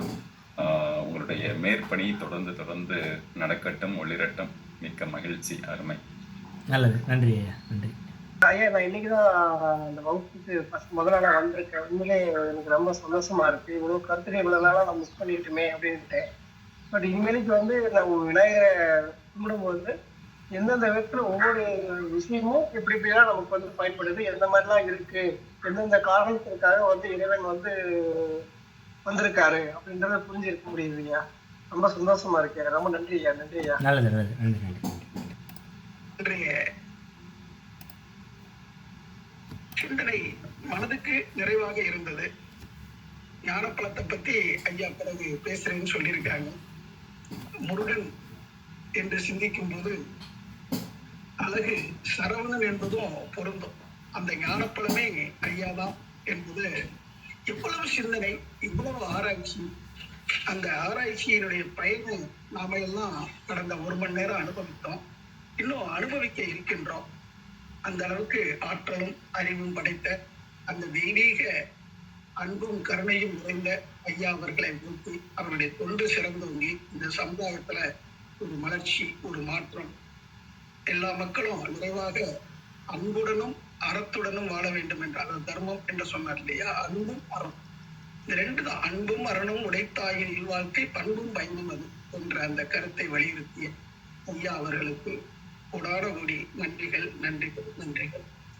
ஐயா, தாங்களும் தங்கள் அன்பு குடும்பத்தாரும் வாழ்க வாழ்வாங்கு இறைவா அருள்வாயாக. மிக்க நன்றிங்கய்யா. நன்றி. தங்களுக்கும் தங்கள் அன்பு குடும்பத்தாருக்கும் இனிய தைத்திங்கள் வாழ்த்துக்கள். தைத்திங்கள் பொங்கல் திருநாள் நல்வாழ்த்துக்கள். நன்றி. நன்றிங்கய்யா. நல்லது நல்லது. நன்றி ஐயா. அனைவருக்கும் வணக்கம். இன்று சிறப்பு விருந்தினர் 64 சுவைகளோடு சேர்ந்த விருந்து நமக்கு கொடுத்திருக்காருன்றத இந்த உத்தராயண கால நாளைக்கு ஸ்டார்ட் ஆகுது. அற்புதமான ஒரு விளக்கம், அற்புதமாக நான் உணர்ந்த தருணங்கள் என்னன்னா, வீட்டில் நான் கொஞ்சம் பத்தின சுருக்கமாக சொல்லிடுறேன். அப்பா கிட்ட நேரடியாக எதையுமே கேட்க மாட்டேன். அம்மா கிட்ட கேட்டுதான் பழக்கம். இதுதான் 100ல் ஒரு 90% இருக்கும். ஏன்னா அப்பா கிட்ட அம்மா தான் வாங்கி கொடுப்பாங்க. அது போல இந்த இடது பக்கம் வலது பக்கம் அதை வச்சு நந்தி பகவான் அதாவது இறைவன் இடது பக்கத்துல முன்னாடி இருப்பாங்க, பின்னாடி பக்கத்துல வலது பக்கம் பழஞ்சொழி விநாயகர் இருப்பாருன்றத சொன்ன அந்த கருத்து 200% ஆழமான தாக்கத்தை எங்க வீட்டுல கேட்பாங்க. அந்த 5 கரத்தை ஆணை முகத்தின இந்தி நிரம்பரை போலும் நந்தி மகன் ஞான குழந்தை ஏன் நந்தி மகன் சொல்றாங்க அப்படின்னு சொல்லிட்டு என்னை கேள்வி கேட்டிருக்காங்க. அதை நான் நிறைய ஆய்வு பண்ணும்போது நிறைய விளக்கங்கள் கொடுத்தேன். அது இன்றைக்கு விளக்கம் நல்ல அற்புதமான விளக்கம். அந்த விநாயகருக்கு உருவான விளக்கத்தை கொடுத்துருக்காரு. இந்த பிரபஞ்சத்து மூலியமாக, நம்மளுடைய கிளப் ஹவுஸ் மூலியமாக அவருக்கு பல வாழ்த்துக்களை கூறி இறைவனுடைய அவருடைய சரணங்களை பற்றும் போது இறைவனுடைய சரணங்கள் பற்றுவதா நினைச்சு குருவா நினைச்சு அவர் இந்த இடத்த நான் அடிக்கடி என்னுடைய யூடியூப்ல சொல்லுவேன். நமது நேயர்கள் ஆற்றில் ஓடும் நீரோடைய போல பிரபஞ்சத்துக்கு நற்காரியங்கள் செய்து நற்பலன்களை பெற்று இறைவனுடைய ஆசையை பாடுங்கள் அப்படின்னு சொல்லிட்டு நான் வாழ்த்துவேன் எல்லாரையும். அது போல அவர்கிட்ட இருந்து நம்ம வாழ்த்து பெற்று இந்த கிளப் ஹவுஸனுடைய அந்த பிரபஞ்சத்தின் மூலியமாக அவருக்கு வந்து நன்றி தெரிவித்து வாய்ப்பளித்தமைக்கு நன்றி ஐயா. நன்றி நன்றி. மிக்க நன்றி. தருணாய் அவர்களுக்கு தான் மொத்தத்துக்கும் விநாயகரை பற்றி திருமந்திரத்தில் ஆரம்பித்தோம். ஸோ பிள்ளையார் சுதியே இப்படி நின்றுகிட்டு இருக்குது. 3000 பாடல்களுக்கும் நமக்கு வயசு தான் 10வது ஐயா பேச சொன்னால் மணிக்கணக்கில் பேசிக்கிட்டே இருப்பார். இருந்தாலும் இந்த தைப்பொங்கல் வேற காலமும் நேரமும் கருதி தளத்தை நிறைவு செய்யலாம் என்று நினைக்கின்றேன். மிக்க நன்றிங்க ஐயா. பல்வேறு வேலைகளுக்கு இடையிலே தங்களுடைய நேரத்தை ஒதுக்கி தங்களுடைய பொன்னான கருத்துக்களையும் தங்களுக்கு திருமந்திரத்தில் பிள்ளையார் சுதியே இவ்வளவு சொல்றீங்கன்னா திருமந்திரத்தில் செயின் மாதிரி இருந்துகிட்டே இருப்பீங்கன்றது எங்களால் உணர முடியுது. மிக்க நன்றிங்க ஐயா. தங்களுடைய ஆன்மீக பணி சிறக்கவும் திருமூலருடைய திருவருள் பெறவும் உங்களையும் எங்களையும் உங்களோட ஏற்றுக்கொள்ள அன்போடு அழைக்கின்றோம். மிக்க நன்றிங்க ஐயா. நல்லது நல்லது. நன்றி நன்றி நன்றி.